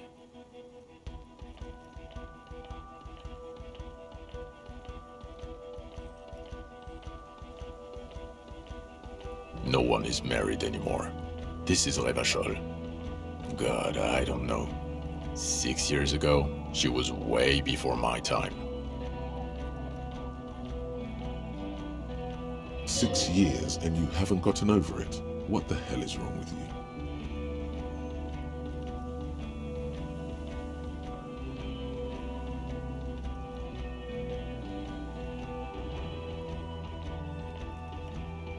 Yeah, or 7. You're not doing too good there. It's an old man thing. 2 old years equals 1 normal year. That and Dora Ingelun really tore you a new one. A big one. Incredibly bangable. She was extremely fuckable, Harry. Gorgeous. A gorgeous bourgeois woman. Wayfish. Like a Welkin, basically. Snow Welkin. Blonde Welkin. I've only seen a picture, but it's obvious you formed a real spiritual connection with how pretty she was. One you never recuperated from.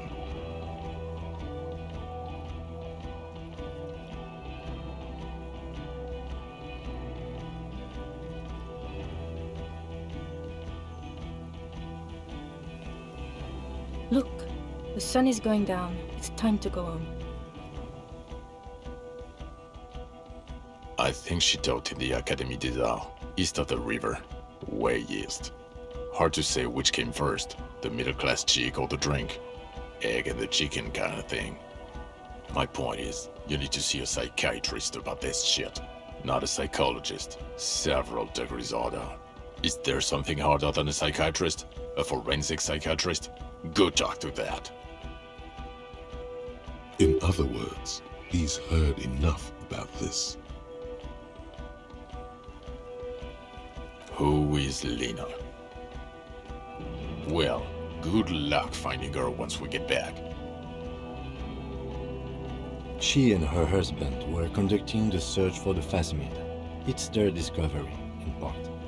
I'm sure we'll find them.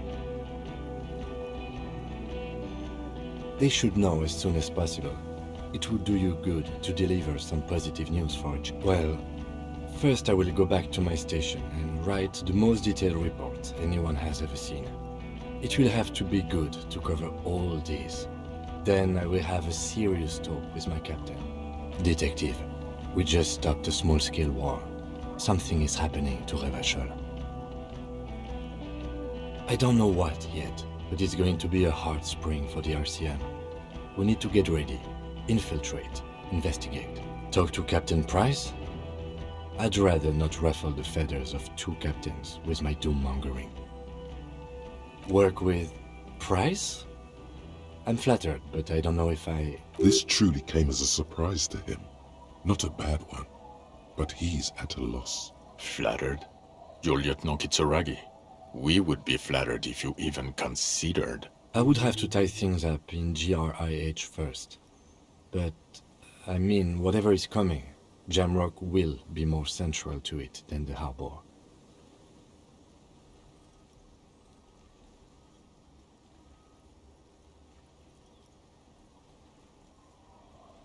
And we also have a huge caseload, Lieutenant.